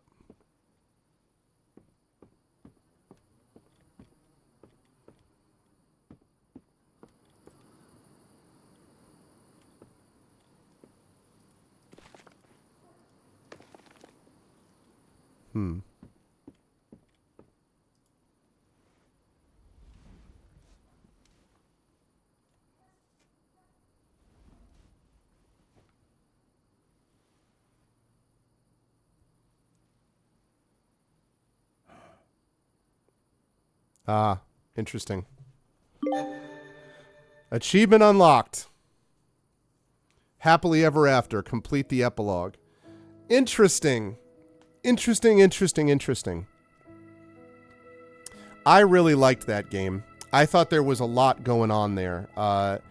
Very interesting in terms of what we think of as story, how we imagine the stories that we make, the ways that writers can get connected to their characters in some ways. There's a lot metaphorically going on there.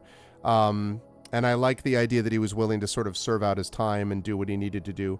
And there were other examples. I could have unlocked the crowbar, and I don't know whether there would have been other endings that would have prevented me from having to serve another 28-year sentence, but he was able to do it in the end. Some, translation issues and things like that. I think I may have had one crash the entire time, but that was basically it. And again, this ended up being right around 10 hours of time when all was put together. So this is good stuff. I recommend this. If you got caught in the middle of this, and so you didn't see the whole story unfold, or if you'd be interested in trying it on your own and seeing if there'd be different endings based on different choices. It's not a long game, obviously. I mean, you can get this done, as I say. I'd say pretty likely you're going to be spending 9 to 10 hours on it unless you just zip right through. But 9 to 10 hours is not bad, and you can get it right now actually available through GOG.com. So very cool. Very cool. I definitely enjoyed this quite a bit. And it's one of those games that I appreciate the ambition of what it's doing in terms of story. And I think that that will often stand in for me for quite a bit. I imagine there's no like new game plus or anything like that. And there was also like the combat. I only failed the combat once, and you just immediately get back up again. I don't know whether that is a function of this particular fight because I was in the sort of end stage, or if that's just sort of what always happens because I never lost a combat before. And I would have preferred to have save points where I could save separately instead of just autosaves because, again, I don't love the autosave business, but regardless. There we go. I wonder if, let me just quickly check and see if continue. Okay, yeah, so it just starts there.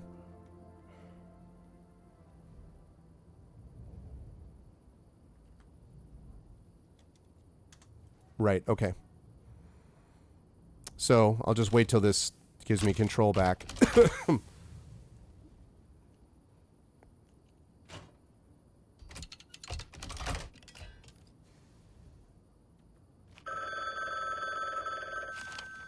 Very nice. Very nice. Definitely appreciated that game. And as I say, this is off. That's 6 hours and 40 minutes. You have to add another 3 hours or so. I would say right around 10 hours is perfect, and I probably got like 70% because, again, the achievements didn't get moved over from my mobile setup because, again, there was no cloud save. Separate note, please make everything as a cloud save, please. So, defeat both cops without taking any damage. I got that, actually. Rare, 4.6%. What achievements did I not get? Save the computer sign. I didn't get that. I didn't get that. I didn't get that. I didn't get that. See, I did do this. I got Drop of Infinity, but it didn't list that. I didn't do that one. Without using any artifacts. That's epic, 0.6%. Avoid all fights in the factory. I also really liked how different all of the levels were. I really liked that a lot. Very, very different kind of approaches to things, too. So, very cool. I loved it. So, since we are here, since we're done earlier, I would give this, by the way, I'd say this is like an 8 out of 10. No, it's not a shared PC. I have played PUBG in the past, in the distant past, albeit a long time ago. It's been a while, though.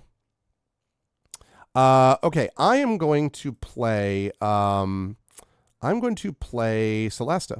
But what I need to double check is I think that I asked for and got this already.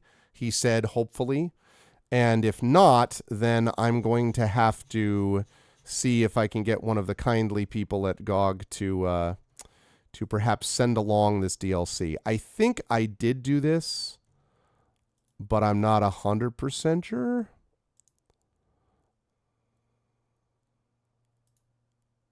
Yes, I do have it. Good. Lovely. Wonderful. That's what I was hoping for.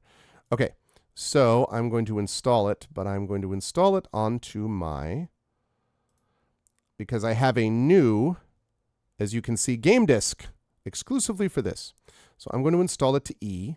I'm going to create a desktop shortcut. I'm going to do this. I'm going to uninstall Bookwalker. So we're going to install this. This is what we're going to be playing next in terms of video game stuff is Palace of Ice, which is the Celasta, which is the final, in quotes, Celasta DLC. I've played all the other ones, but I'm glad I played Bookwalker. I really enjoyed this a lot.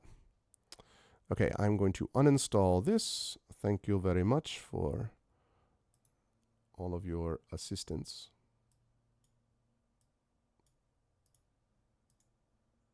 Okay. How much we doing on terms of time? No, it's going to be faster than that. It's faster than that. I have really good internet. You can do it. You can make it happen. It's faster. Look at that speed. Look at the speed. Look at the grace.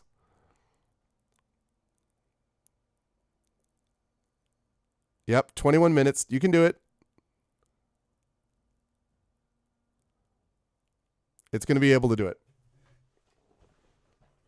So yeah, so for people who watched some of this, what were people's feelings about Bookwalker? I liked it. I thought, as I say, it was not a perfect game, but I would say this is like an 8 out of 10 for me. I don't think that it, there are other areas that I'm kind of like, I think it could have probably done a couple things, but it's, again, it's one of those things which is almost to me a little bit like a proof of concept, and you would think that they would be able to, that studio with a little bit more attention and time could do even more stuff that I think would be really valuable. So yeah, I thought so too, Shadow. Really interesting premise. I loved how different all the environments were. I never felt like I was going through stuff that felt like kind of reused.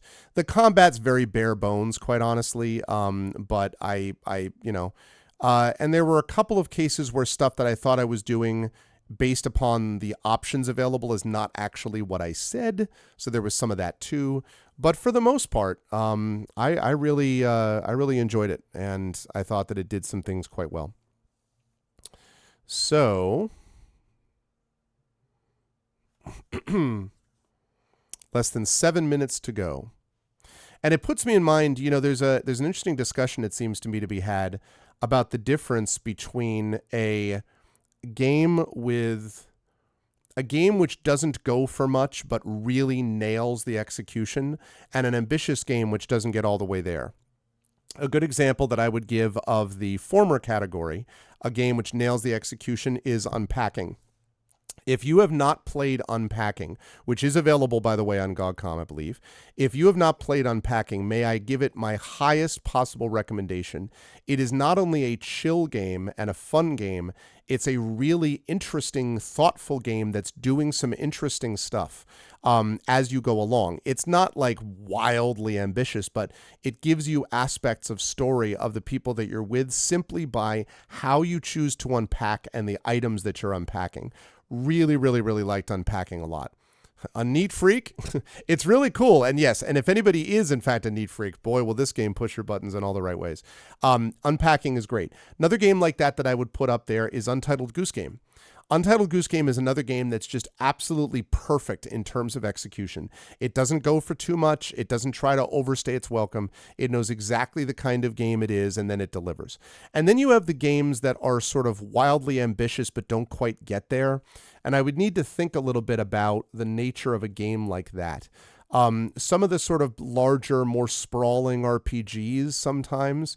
I would say The Witcher 3, except I would say The Witcher 3 usually does get there, so I can't really say that it's a flawed, because I think it's a tremendous game. So, but there are games like that have this sort of large ambition.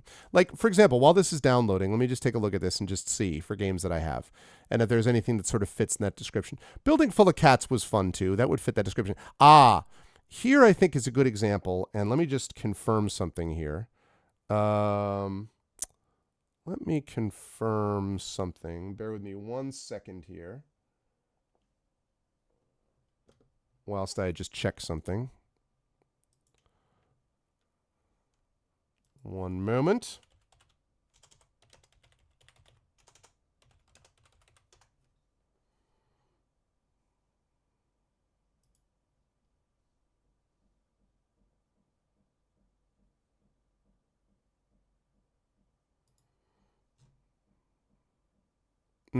Okay.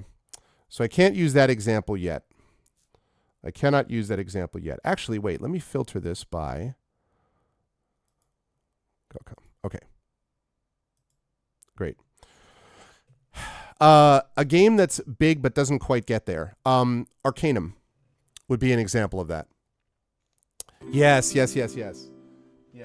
Thank you for the follow, whoever that is. I continue not to know why my notifications are not showing up, even though I can see the sound, but thank you for the follow, whoever did that.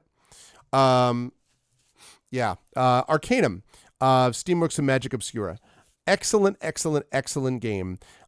It does not fulfill everything it should on a number of times and a number of levels, and I actually think that some people gave up on Arcanum very early because of that. But if you can stick with it and make sure that you install some of the patches and stuff like that that's available, that will help a lot. This game accomplishes a lot. In a lot of RPGs, I tend to make characters that are as persuasive as I can possibly make them, so that I can do things where, if necessary, I can avoid certain combat situations. And Arcanum was one of the games, one of only maybe 3 that really let me do that all the way through, and I thought that was super cool. So Arcanum is an example, but lots of bugs. Even with the fan patches, there's stuff that you're like, what? You're constantly fighting the UI and stuff. So Arcanum is a game that doesn't quite get there, but I think its ambition is such that it deserves credit for what it tries. So you've got that. Let's see. I'm trying to think of another example of super ambitious games that don't quite get there. Actually, Chained Echoes is a little bit like this too. The Council I just don't think is very good. So, Citizen Sleeper I think is great. What's another example of a game that is trying for a lot and doesn't quite get there? Dizzy, I know, would agree with me that The Forgotten City is really excellent. That does a lot of good things well. Fights in Tight Spaces does a lot of things well.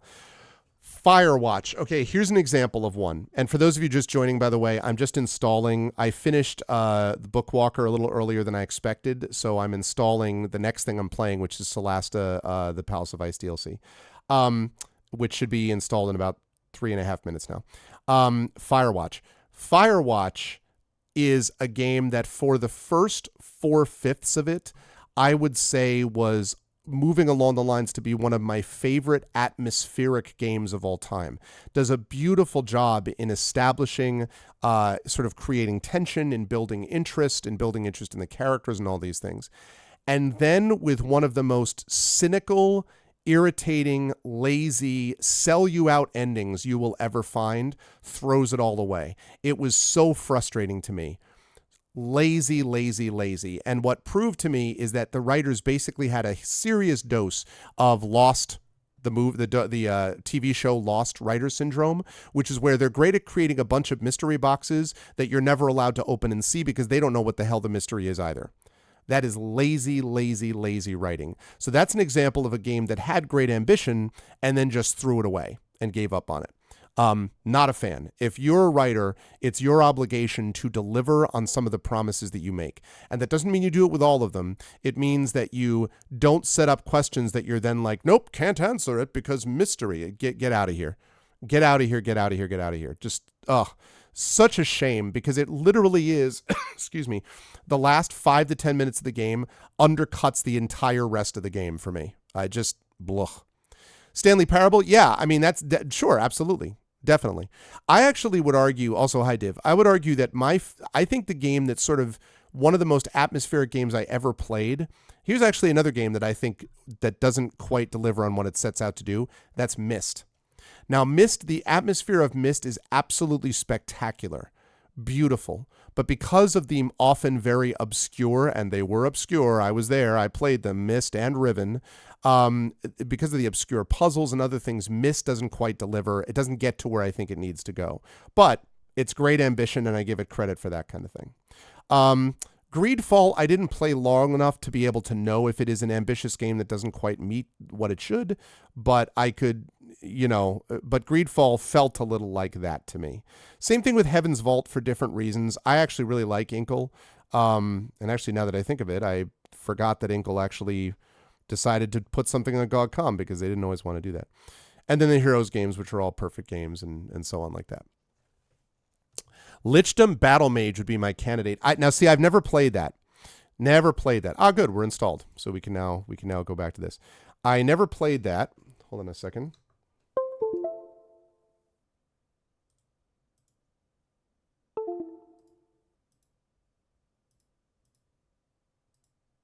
There we go. Sorry. Yeah, Subnautica always seemed like a game like that. I hate jump scares with a passion, so that game was not for me, but there was a part of me that was like, oh man. Okay, now let me just double check to make sure that installed to the right spot. It should have. Yeah, looks like it did. Okay. All right, Solasta Crown of the Magister time. Let's go, people. Subnautica, though, I have heard, I watched a little bit of it being played, and many, many good things I've heard about that. About the game that from people that played it. I just,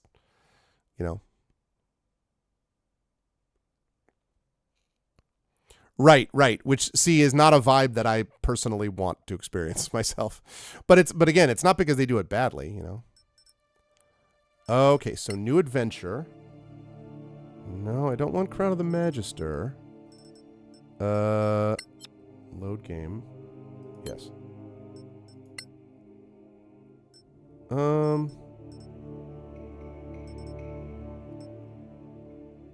gonna do that.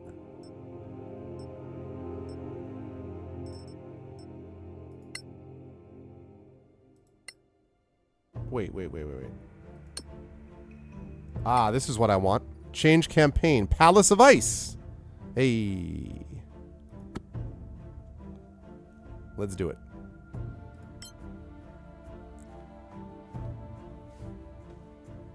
Okay. You can import a save file from Crown of the Magister. You got that right. Select, load, and choose a save file. If you completed Crown of the Magister, your latest file will be the best choice. I will do that. Select load and choose a save file. Yeah, I don't want new characters. I'm good. Understood.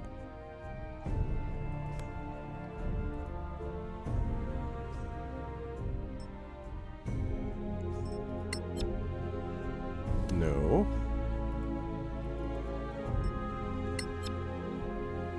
Wait. No. Import save. That's what I wanted to do. I was like, well, okay.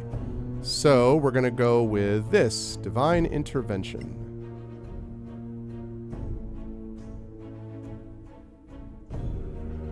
Yeah, buddy.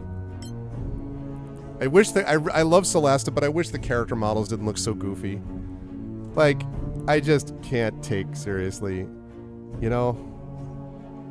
This is fine. Alright, there we go.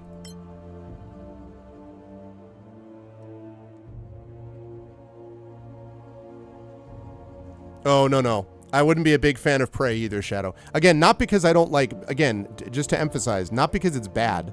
It seems everyone has explained that it's quite good. It's because I just don't want to... I don't want to be that... I don't want to do that thing. I don't want to be that guy. I don't like horror games, and I don't like games that scare me. I just don't at all. Okay, here we go, chat. Palace of Ice. Welcome back to Celesta, the final DLC.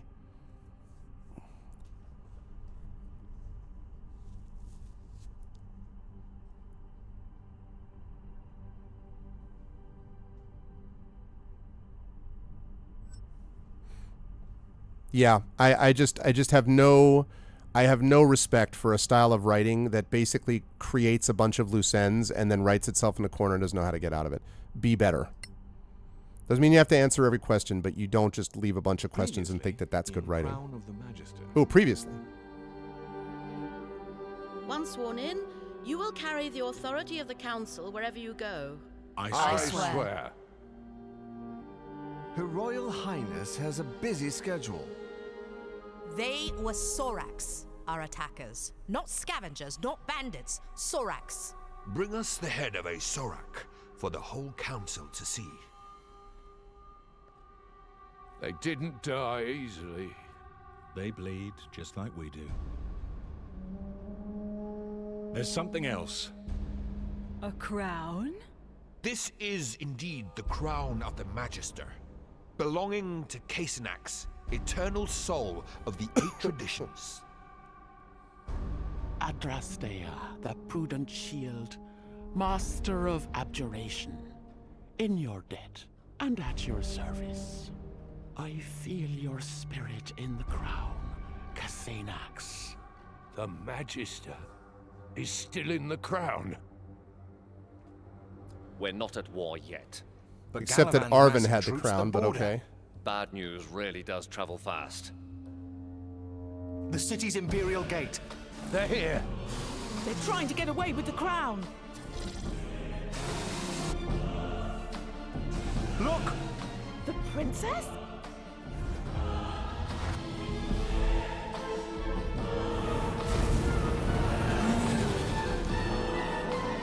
The crown needs you. I felt it from the beginning. Casenax's spirit calls for you to save him from the darkness. When you are ready, step onto the gate and fulfill your destiny.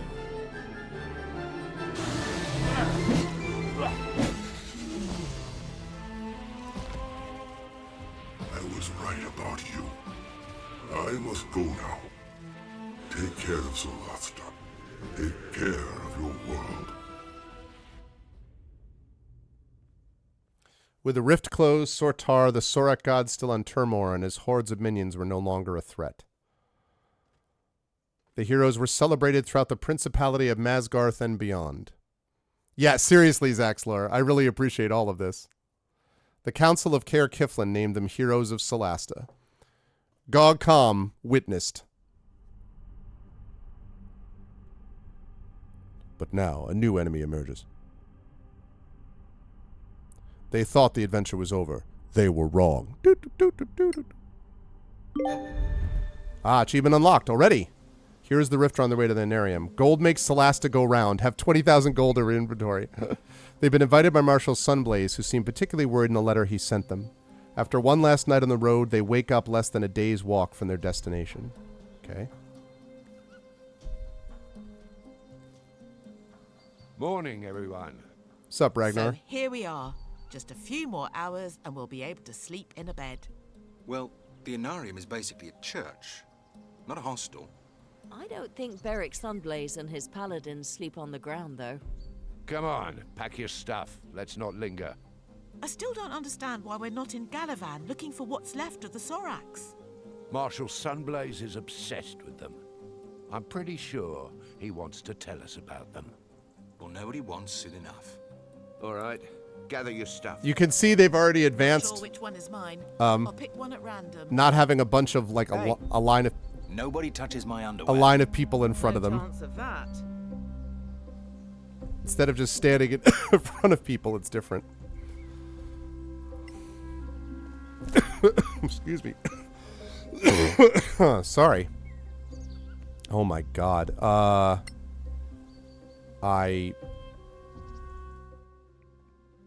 Hang on just a second. Boots of First Strike. Boots of Striding and Springing, right? Yeah. Punisher Battle Axe. +1/+1. Well, it's not as good as what I already had. Doomblade Greatsword. Good gravy. Longbow +1. What do you have? You have a longbow +1.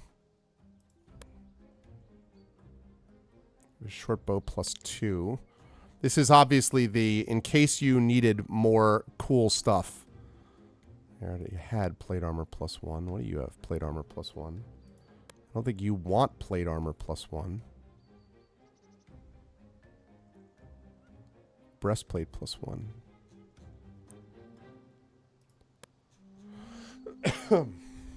Let's see. AC set to 19, no dex bonus. And my AC already is 19, but without being weighed down. So I think that's going to be a big no thanks.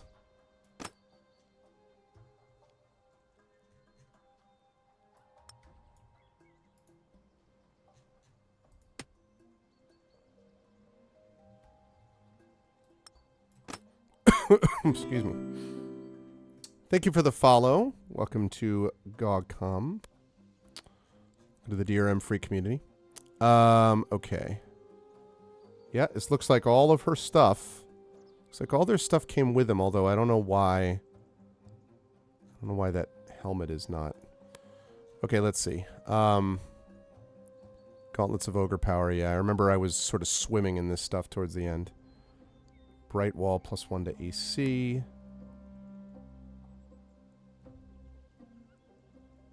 Oh, right. That's because I need her to be able to cast spells. Cog of Co. Wonder who that would be. Okay. Right. Potion of Greater Healing. That's useful. Boots of First Strike. Let's see. Does anyone not have boots? Boots of the Winterlands. That's better than First Strike. Oh. Well, well, well.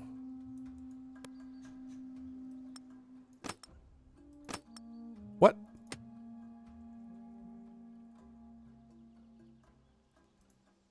Why can't I wear this? Oh, okay. There we go. It's confusing.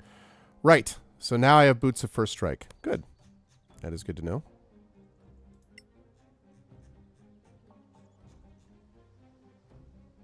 Bag of holding, periaptive health. Okay, quick saving it before I save everything else. Okay, you have a frostburn dagger, white burn, Medusa bow. Oh my goodness, what is all this? Rurf, what's up, man? How you doing, Rurf? How are you? Welcome, welcome. Good to see you. Okay. Enchanted weapon, +1/+1. It's not as good as my +2, though. Medusa bow. 1d6 +1 damage. So it's +1 damage, plus 1d8 damage. So it could have a maximum of 15 damage. Yeah, but that +1 bonus, though, is... Chime of opening. Cloak of Elvenkind.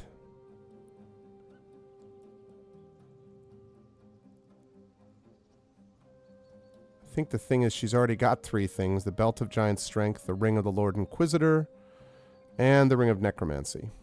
Yeah. He's already got 3 things attuned. She's only got 2 things attuned, but... Yeah, that's better, though. He's only got 2 things... Oh, no, he's got 3 things attuned. Yeah.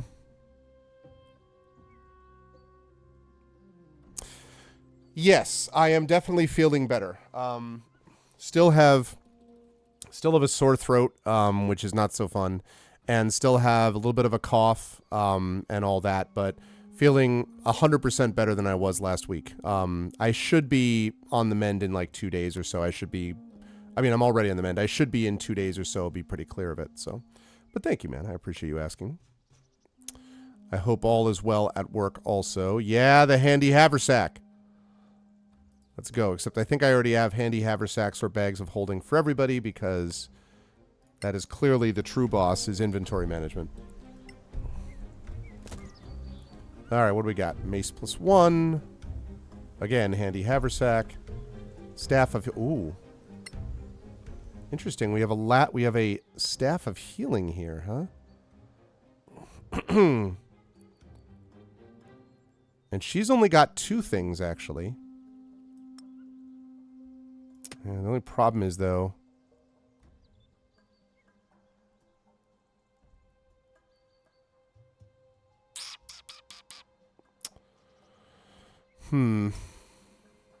Diamonds up there. Put the haversack up there.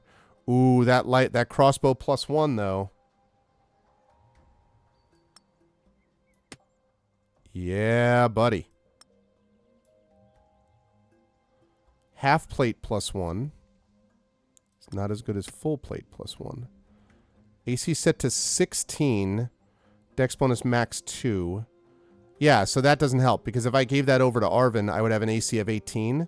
Right now he's got an AC of 19 because he's got his max dex bonus of 4. So I don't want it capped. So, thanks, man. I appreciate it. Yes, that is, I am also... This was not a fun cold. Not that any colds are fun, but... Ooh, wait a minute. Alright, we need to check that. Yeah. Stormbow, huh? Sounds promising. They never had enough good stormbows in here. 1d8 +1 plus 1d10 damage. Hell to the yes.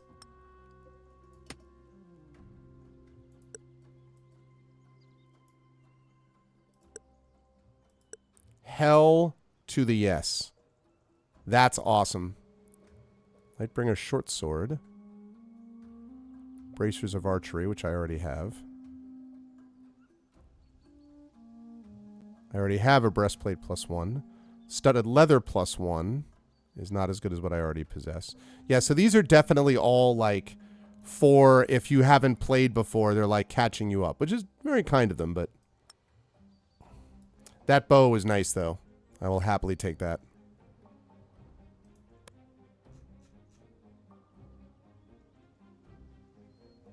Yeah, no.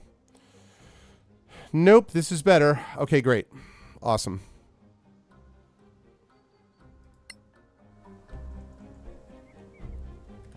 Okay, now it's time to level us up. Oh, okay. I guess we have to long rest to start the level up scenario. Let's see. Shoot, I need to remember how to rest. I don't recall. Exit the Arenarium is just a few hours away. Hit the road. Look at that lack of quests. That will change.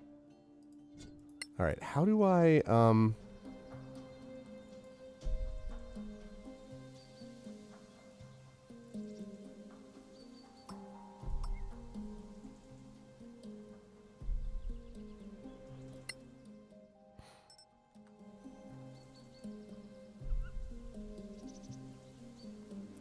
I don't remember how to create long rest. I have not played this game for a while. Alright, that's the, yeah.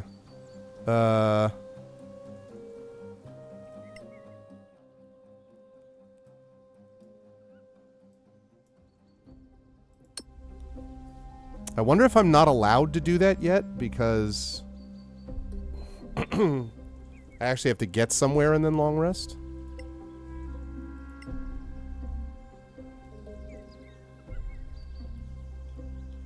Alright, well. Here's my map. Okay. We might have just taken a long rest, and that's why.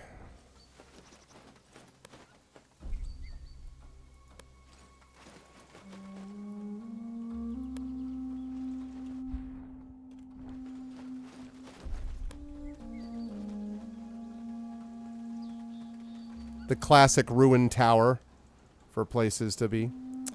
Man, that's a shame. All right, well, just because I want to make sure that I do it, because I'm level 11 right now, right? And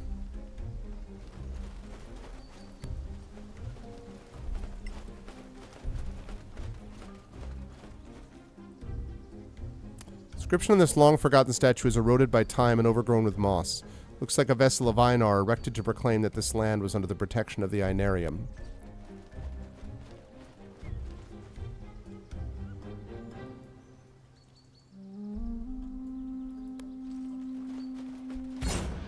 Oh.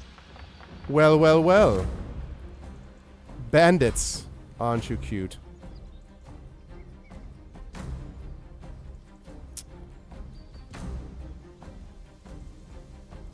That's what I was looking for. Okay. Ah, clever, clever girl. Alright, let's move you.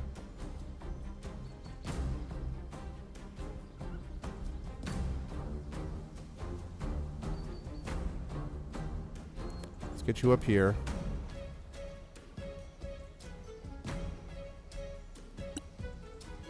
Nope, nope.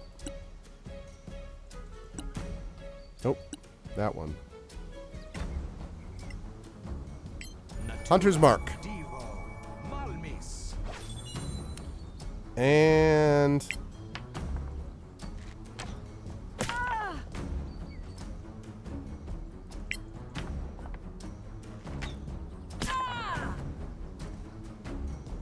good start.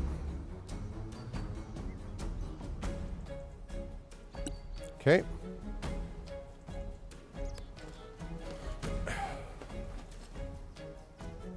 Right.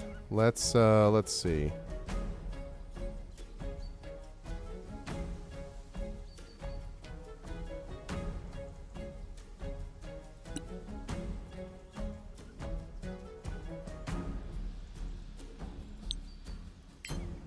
Come with me, jerkweed. Yeah, you're prone. Kaboom. Kaboom.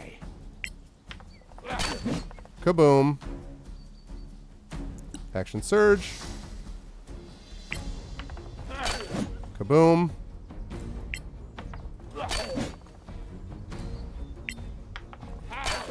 Oh, look at that. He's got like 1 hit point left.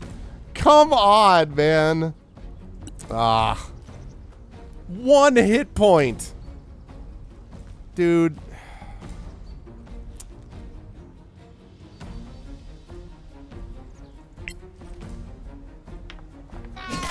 All right, goodbye. You can't win.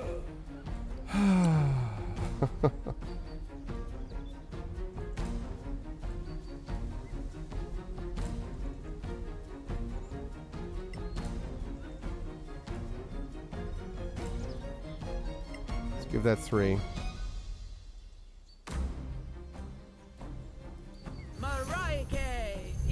One hit point to save them all. I would have been able to, like... Ah, man.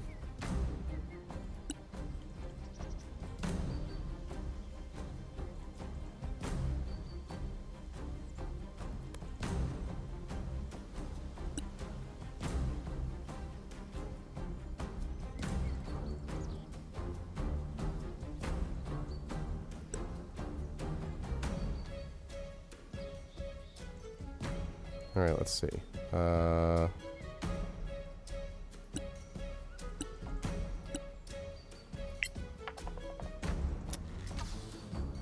Man.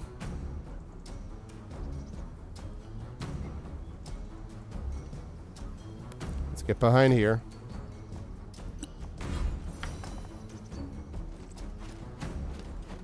Oh, I forgot that he was still around.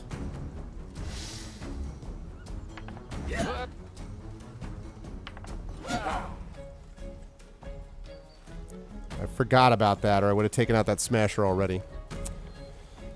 Shoot. Are you okay? You hit me, huh? This is how you actually do that.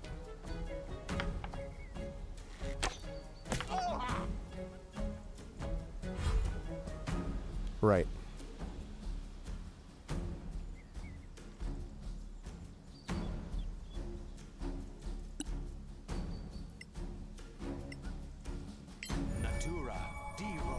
All right, if we're going to get into this archer battle, we're going to do this way. You cannot defeat me. Probably not.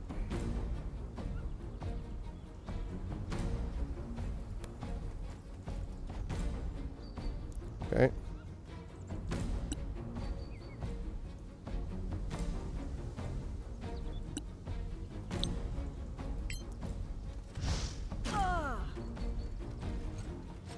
All right, jerk.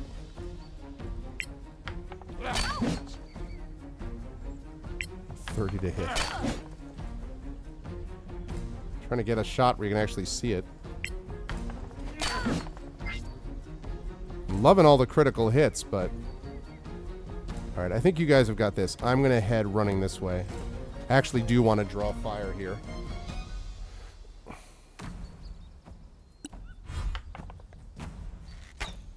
As planned. Nope. Oh, you're going to come down here? Interesting choice. Interesting choice. All right, goodbye. I am unbeatable.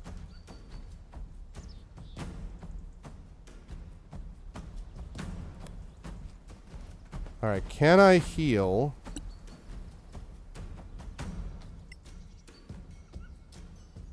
Should be enough. Healing word. Evil. Lovely. Oh, I can't use the... Oh, man, I forgot I can't use spiritual weapon in that scenario. That's fine, though. Okay.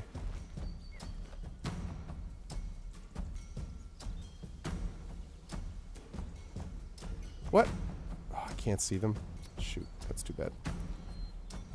Actually... Now I bet I can. Yep. Go on.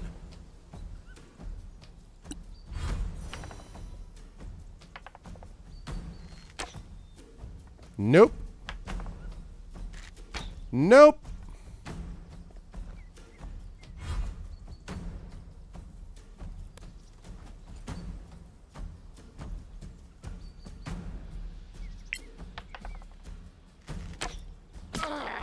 Run while you can. Actually, don't bother to run. Just fall over. Thank you.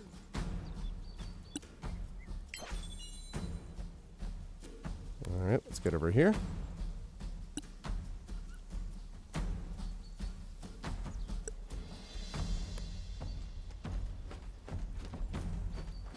Okay.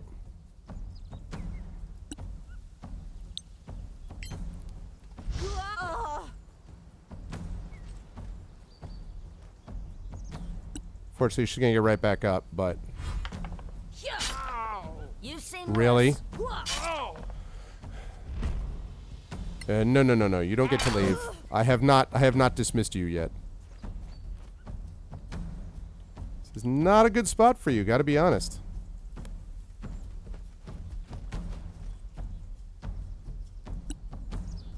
This spiritual weapon is gonna end up not being used at all. Takes too long to move it anywhere. Let's see.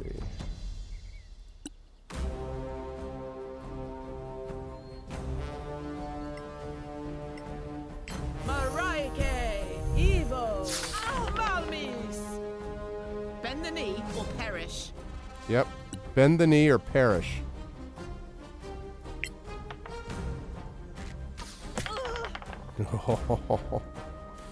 Ah.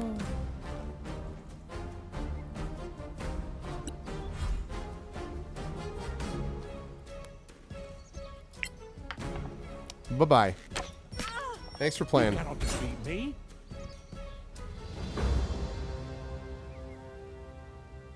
I didn't expect an attack so close to the Inarium. They're in uniform. They're not bandits. Mercenaries from Galavan. So deep into the Principality's territory. Don't be fooled. They didn't come to invade. They came for us. Let's see. We need to speak to Marshal Sunblaze. They came for us badly. Let's be clear. Like, they came for us and they didn't. Okay. Experienced Celeste players. Yes, I'm definitely that. Make sure you've taken everything you know. I understand. All right. I'll take this. I'll take this. I'll take this. This. This. This. This. This. This. This. This. This. This. This. This. Be cool to have an option to just have money only taken. Or something like that.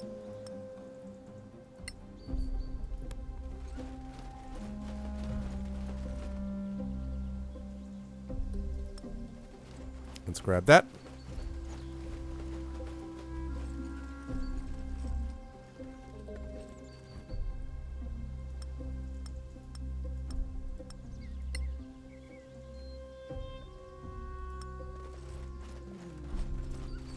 Mm-hmm.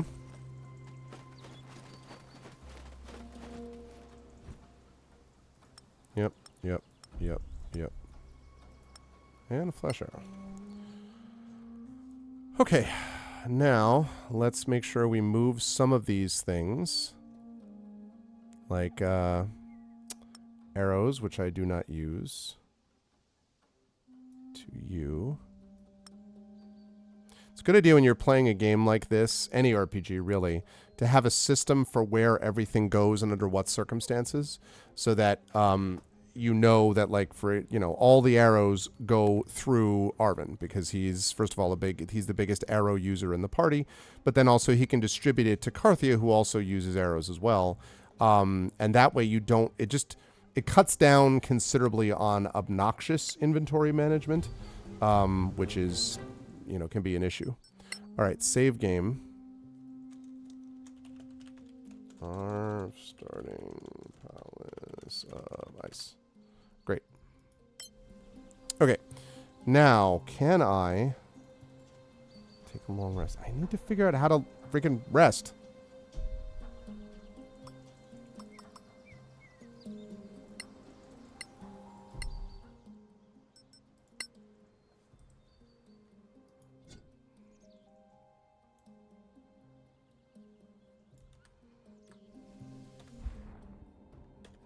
That's the map.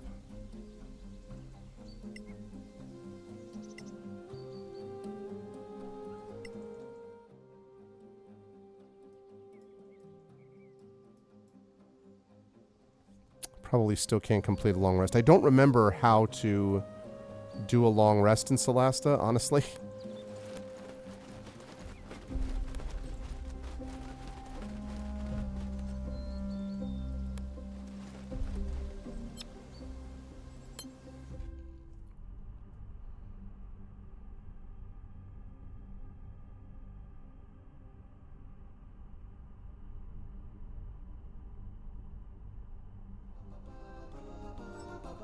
Thank you for the follow on my own channel, Bezo. Appreciate it.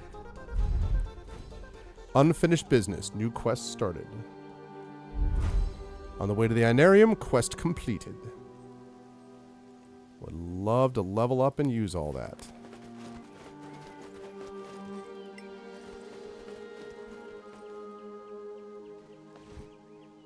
Okay, okay, yeah. Okay. Okay.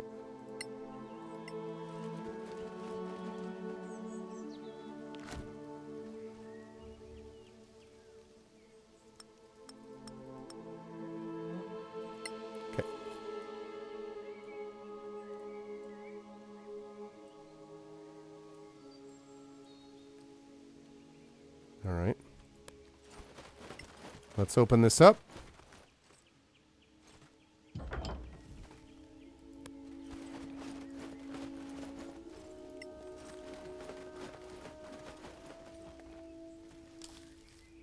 Dwarven Primrose.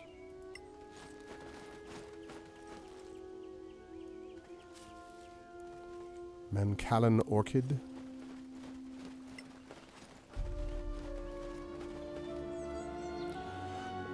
This imposing and majestic statue of the divine warrior stands tall and proud in full plate armor, holding a shield emblazoned with a fiery cross. A feeling of surety emanates from its presence. I feel a lot of surety.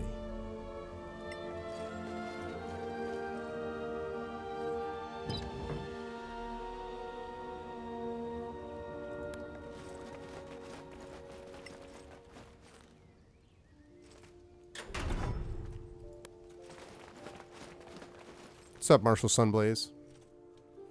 My friends, it is so good to see you again. Same. Likewise, Marshal. We came as fast as we could. Great, thanks. You must have many questions. But something came up that I have to take care of, right away. You've been traveling all day.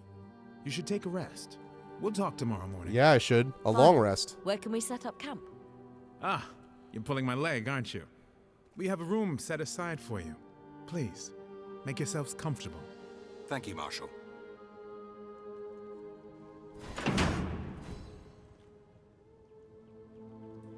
Okay. Rest overnight. How much you want to bet there's going to be some attack that happens overnight?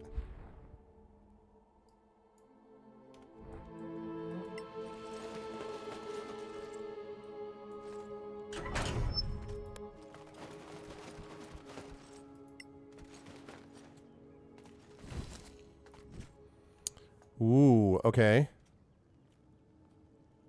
The Snow Alliance and the Crown of the Magister. All right.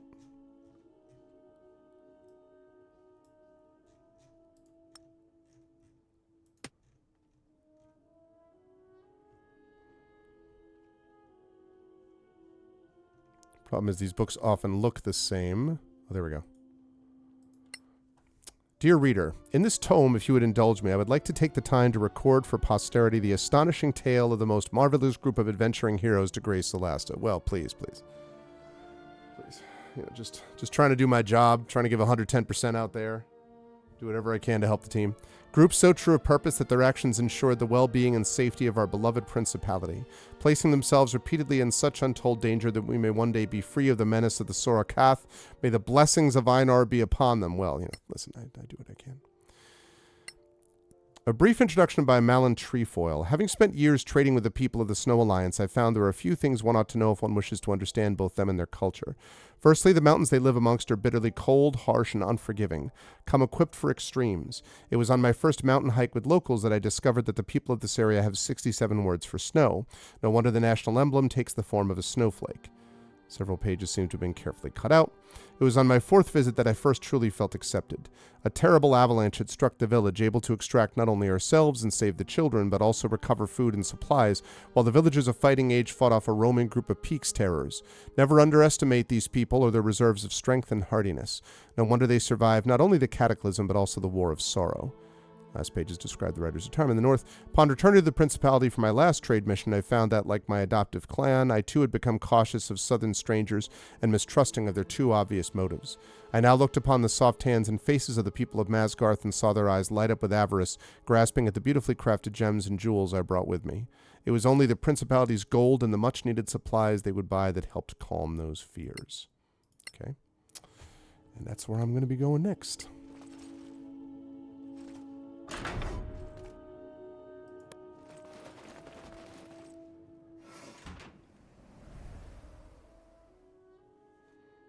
Yeah, buddy. Okay. First of all, can I attune anything? No, I'm all good. Ragnar, leveled up. Level 12 fighter. You've gained 11 hit points. Between choosing your ability scores or gaining a bonus feat.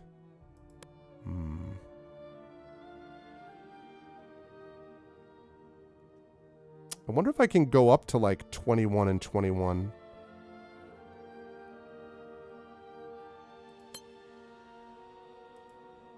Oh, I'm maxed out, huh?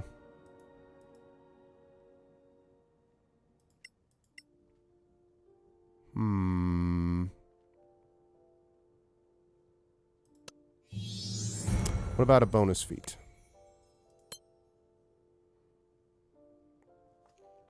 Ooh, this is a... I already possess most of the benefits of that feat.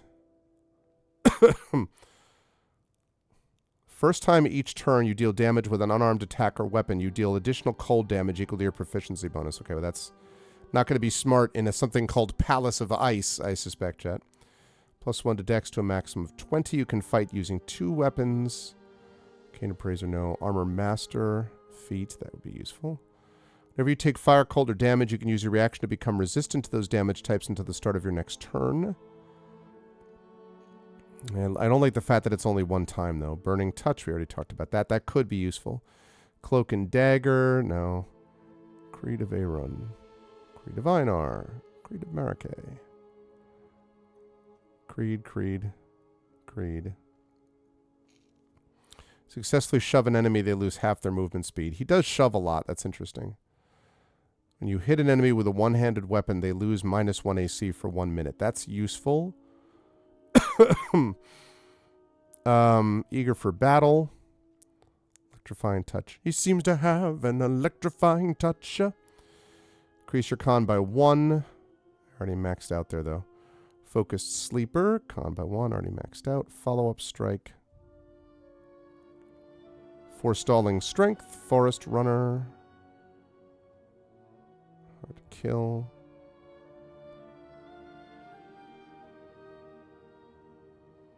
Succeed 3 times, you regain 1 hit die immediately. That's useful. That's very useful, but...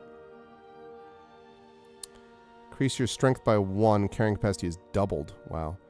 Icy touch. I already talked about that. I don't want any of those things. Lockbreaker, no. Manipulator, no. Melting touch, mender.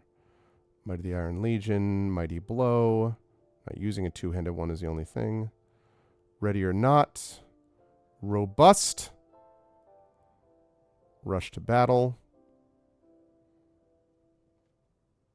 Interesting, maybe. Take aim. Toxic touch. Trip attack. When you hit an enemy with a melee weapon ready attack, they must also make a contested roll as if you use the shove action. Interesting. Okay, so either I do trip attack. So I can either increase my dex, which is possible but not that important, or I can trip attack, or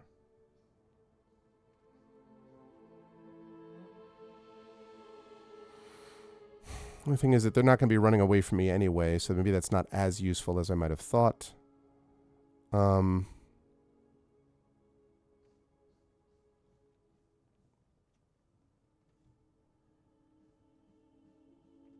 Armor Master actually could be really useful.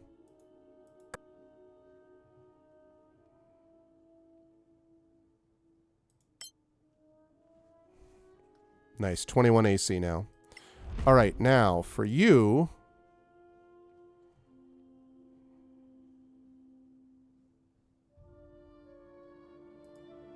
That's going to be very useful. So, that's good.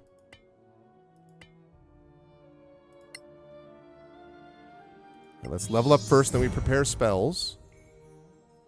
Okay. Level 12 cleric. Lovely.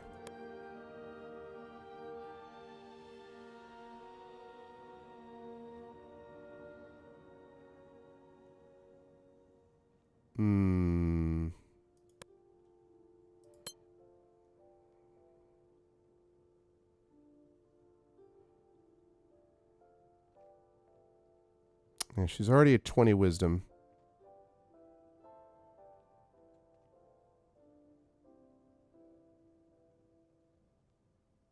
Yeah, let's go with Creed of Aaron. Well, no, I take that back, actually. Because I'm going to increase my con by 2. Okay. Now, prepare spells. 17 spells to prepare. My God in heaven. All right. Right, I've only got this. I got Harm, Heal, Hero's Feast, True Seeing, Bladeberry. Yeah. So I did this already. This is all good. Validate. Okay. Attune items. Gauntlets of Ogre Power, Belt of Dwarven Kind.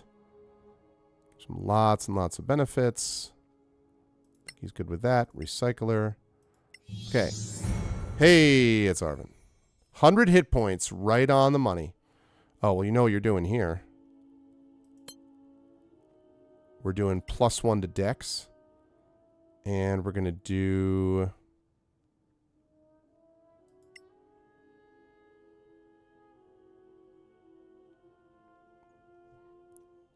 that to Charisma, yep.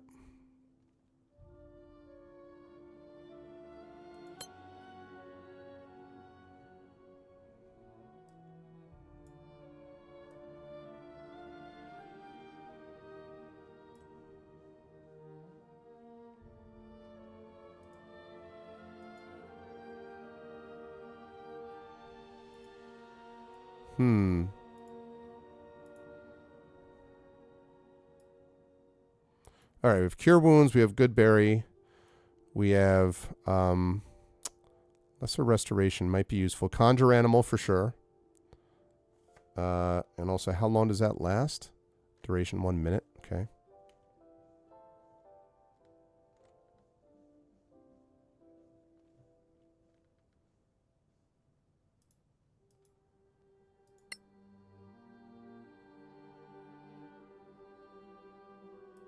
Let's go with Lesser Restoration.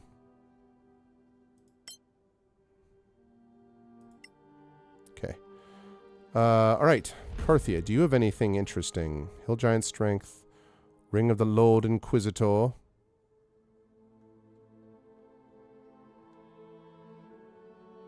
Yeah, actually, you know what? I never use Vampiric Touch, quite honestly. So I think I'm going to remove that.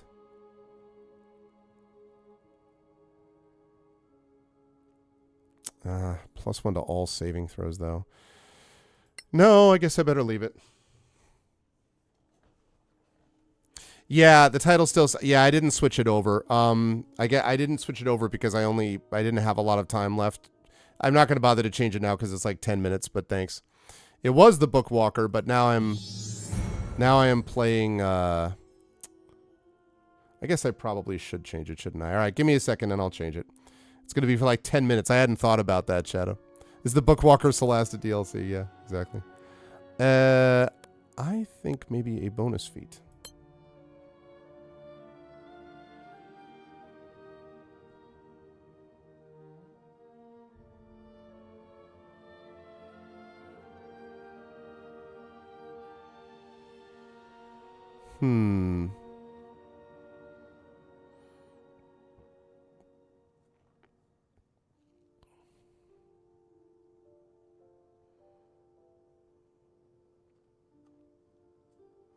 Stabilize an ally with a medicine check, they regain a hit point. That's actually very useful, potentially.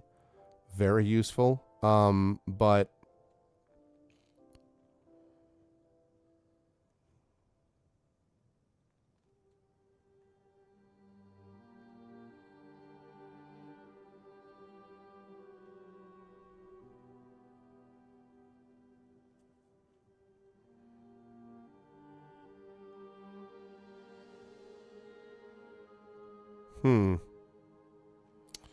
Or I could go with... Yeah, I think...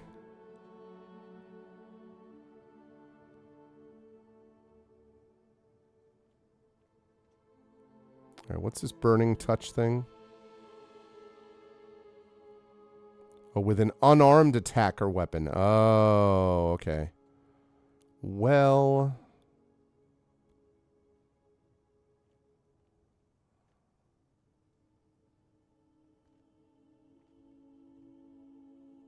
For a second, you thought it was Baldur's Gate 3. That's a good idea, actually, for her.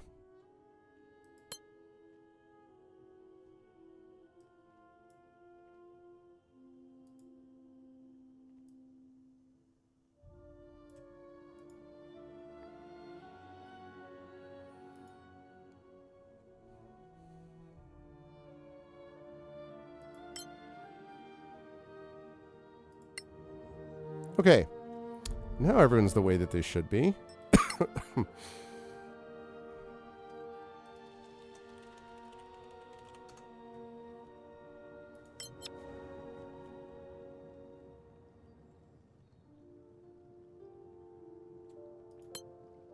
Okay. Let me fix that quickly. Thanks for the heads up there, Shadow.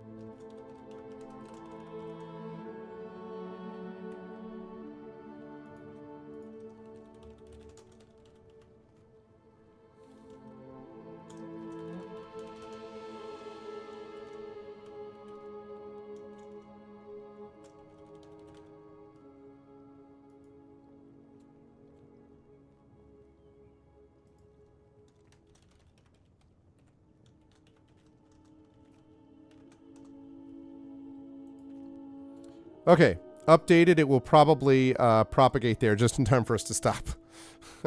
Because I'm stopping in just about a little under 9 minutes. Actually, I'll probably stop in about, I guess, maybe 6 minutes or so, just right before the top of the hour. Kilgore Trout will be coming your way this evening, much later, and we'll be playing some Shogo Mobile Armor Division, if I'm not mistaken. So you should definitely check that out. All right, surviving the Great White, huh? Great White Shark. Several missing, torn, and smudged pages. Clues took me ever north from Masgarth, north into the cold mountains of the Snow Alliance, and then beyond. A whispering voice beckoning me onwards. I needed to see if the rumors I had heard were true. What would I find? The people of the clans thought I was mad, foolish, or both. In hindsight, I now wonder at my own sanity. What possessed me to push on so far? There's a reason the people of the Snow Alliance call it the Great White. Arwen wanders off topic in order to describe the passing scenery and his journey to the north for several pages. For that reason, I made sure to craft boots of the Winterland, forged armor of frost walking, and just for good measure took my ring of cold resistance and a scroll of fire shield. In my second week far north of Valkarokapan, one of the Great White's lethal blizzards descended, howling from the north, roaring death in my ears. Boulders crashed down the mountainside, and the wind froze my breath instantly. I realized I was lost, and mysterious shapes lurked beyond in the swirling white. Many pages are water-soaked, the ink has bled through the pages, and many have stuck together. Okay?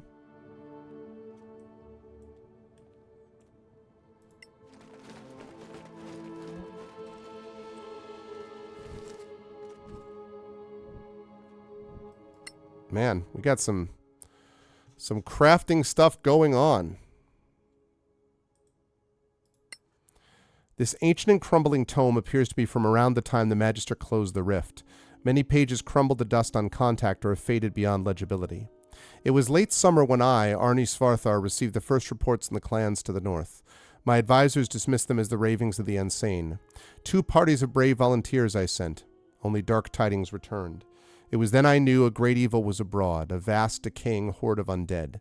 A monstrous tidal wave at the front of which, mounted on a skeletal horse, an undead warrior with glowing red eyes. I don't know if you know this, but this is actually cross-platform and cross-play with The Witcher 3 Wild Hunt. Just kidding. Farming and hunt. More pages seem to have succumbed to the years. Farming and hunting are all but impossible. Settlement after settlement has been laid waste. This winter is evil and harsh. Crumbled and torn pages. We cannot cat out. Drums in the deep. No. All of us have lost too many clansfolk, but we remain indomitable. Our new alliance has fought with every last sinew. We will make our final stand at White Rock City. White Rock City. Only the claw amulets were found. The next part is unintelligible. All is lost. The constant cold dark drains us. The banners of our snow alliance fall. So few of us left. As far as the eye can see, the land defiled by swarms of undead. A miracle, a brilliant white light to the southwest, roaring north, east, and west. Temporarily blinded and deafened, we reeled. When our senses returned, we could not believe our eyes. The monstrous undead, every single foul creature that had filled the horizon, choking the field of battle, had crumbled to dust. Can this be true? Is this war of sorrow over? Yeah, I don't think I actually... I can't do that.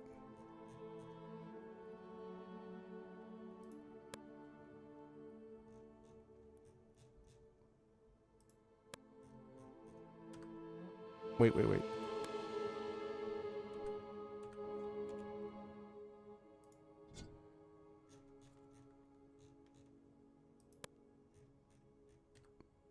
Okay.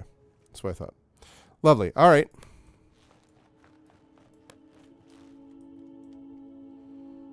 Well, let's get out of here.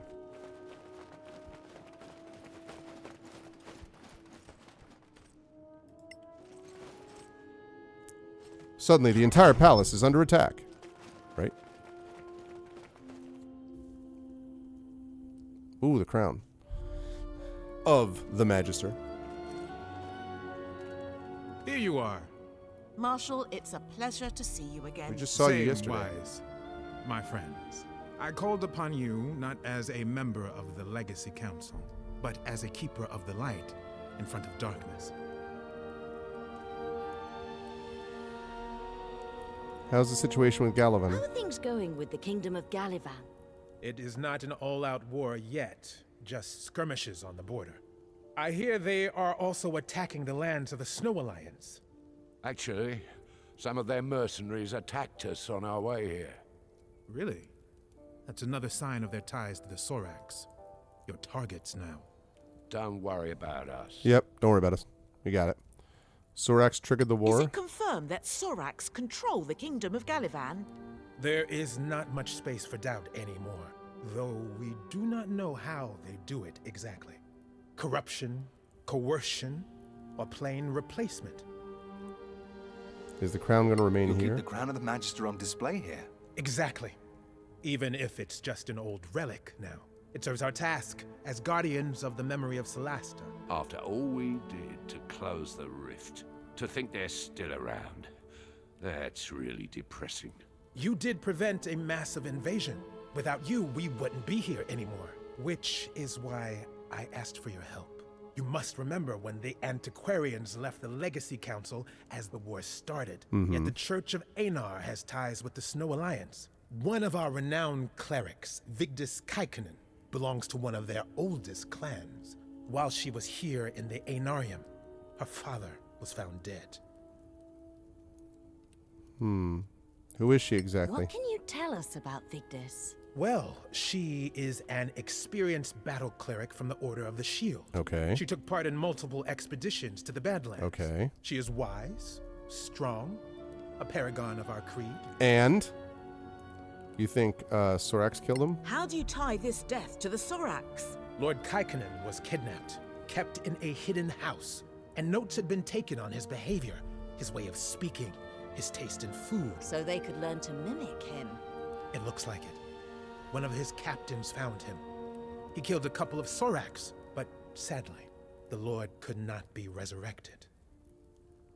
What's with the Snow Alliance? Do you think the Sorax aim to take over the Snow Alliance like they did Galavan? It is their way. Therefore, yes, I am afraid so. The difference is that now we know they are here. and how they operate. We have to go and investigate. We can't have the Principality surrounded by Sorak puppets. Lady Vigdis and her escort leave for home tonight. I would feel more comfortable if you could be with her. They could be after her, too. And possibly the other clan chiefs. The politics of the Snow Alliance are complicated. You will have to swim with sharks. I'm used to it. I think we can deal with that. We survived the Legacy Council, after all. I am sure of that. You are heroes of Masgarth. Your reputation precedes you, and your mission is sacred. Let no one keep you from your duty. Yeah, that's right. No one. Count on us, Marshal. I shall keep you informed of the political situation. Letters from the Inarium always find their destination. I would ask you to keep me updated of your progress in return, if you please. Of course. Thank you. Stay in the light.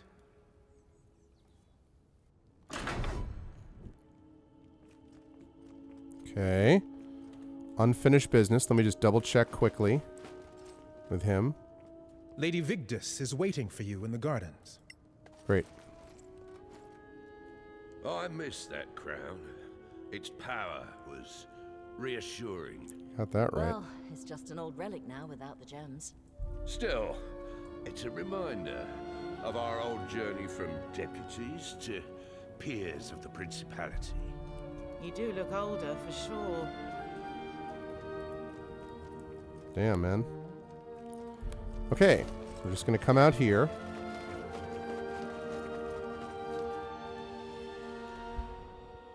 There we go. Vigdis Karkanen, that's where we're going to be going next. There's Marshall and all that. But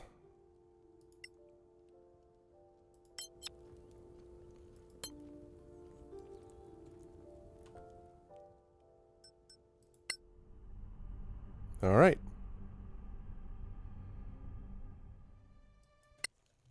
So, all great success. We have put in, so far, as you can see, I have now put in 87 hours into this game. This will be the end of it, though. Once I'm done with this, I'll certainly be picking up Solasta 2 or whatever, whenever that comes out. But I will definitely be But I have very much enjoyed my time with Solasta. It's been a good time, and I'm looking forward to doing more of that and finishing up that. That's just the name of the world, is Solasta. I don't know if it has any particular meaning beyond that, but that's the name of the world. Yeah, but right now, folks, I am going to rise up on out of here. It is not a Rasta thing. I'm going to rise up on out of here, and I'm going to head over to my channel, where at 4 p.m. Eastern, I will be playing some Shire Adventures. If you are interested in some Hobbit shenanigans, may I recommend that you stop on by. We're going to have a good time there. It's been a little while since I've been able to play it because of illness and so forth. But as I say, I'm feeling much better. And not all the way back, but close, much closer. And I should be in plenty good enough shape now to be able to do stuff on the GMing side. So that'll be happening on my channel in 1 hour at 4 p.m. Eastern. And then Kilgore Trout will be here with you some hours later tonight back on this channel with some Shogo Mobile Armor Division. I will be back as well next Tuesday. And actually, let me just confirm. I think next Tuesday is... Hang on a second. I think next Tuesday is... Yes, so next Tuesday is going to be back to normal at 4:15 p.m. with Ghosts of Saltmarsh. And then the 19th is going to be Talisman Adventures, so we'll get 2 TTRPGs in a row. And then I will be continuing with Solasta Palace of Ice DLC on Tuesday the 26th. So that's what we've got going on over the next little while. So if you liked it, means from the Pass or Gorge. Oh, it's interesting to see, so I didn't know that. I mean, it could very well be. I just know that it happens to be the name of the world and / this game, so that's why. But I'm going to head on out of here. I hope you enjoyed what you saw and heard today. Good stuff from the Bookwalker Thief of Tales. I enjoyed it, and I'm looking forward to some more Palace of Ice as we go along. I'm definitely looking forward to it, dog. Should be a good time. I'm going to be back to it in a couple of weeks. If you like what you saw and heard here, please follow us here on GogCom's Twitch channel. Please subscribe to us here on the channel, and please consider clicking through and checking out our channels, because we have our own individual channels channels and subsystems and Patreons and all that kind of good stuff to be able to check out as well. Again, Kilgore will be back with you tonight on this channel. I'll be over on my channel in a little less than an hour with some tabletop role-playing with Shire Adventures. So if you want some Hobbit and Halfling shenanigans, you should join us there. And then again, I'll be back on my own channel at the end of the week with more tabletop stuff.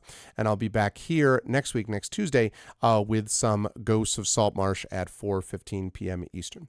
But until then, thanks everyone for being here. Thanks all for being lovely people. And I will see you folks very soon. Until then, everyone, please be good to each other and have a good night.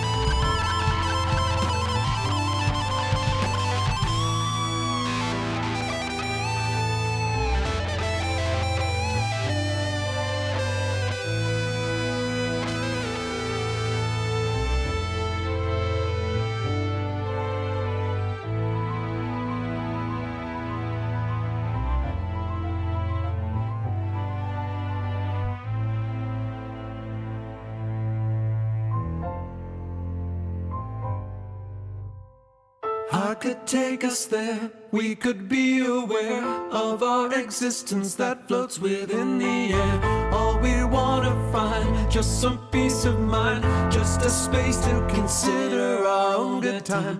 It's that gap that's lost, the price, pay the cost, and the choices we made between both of us.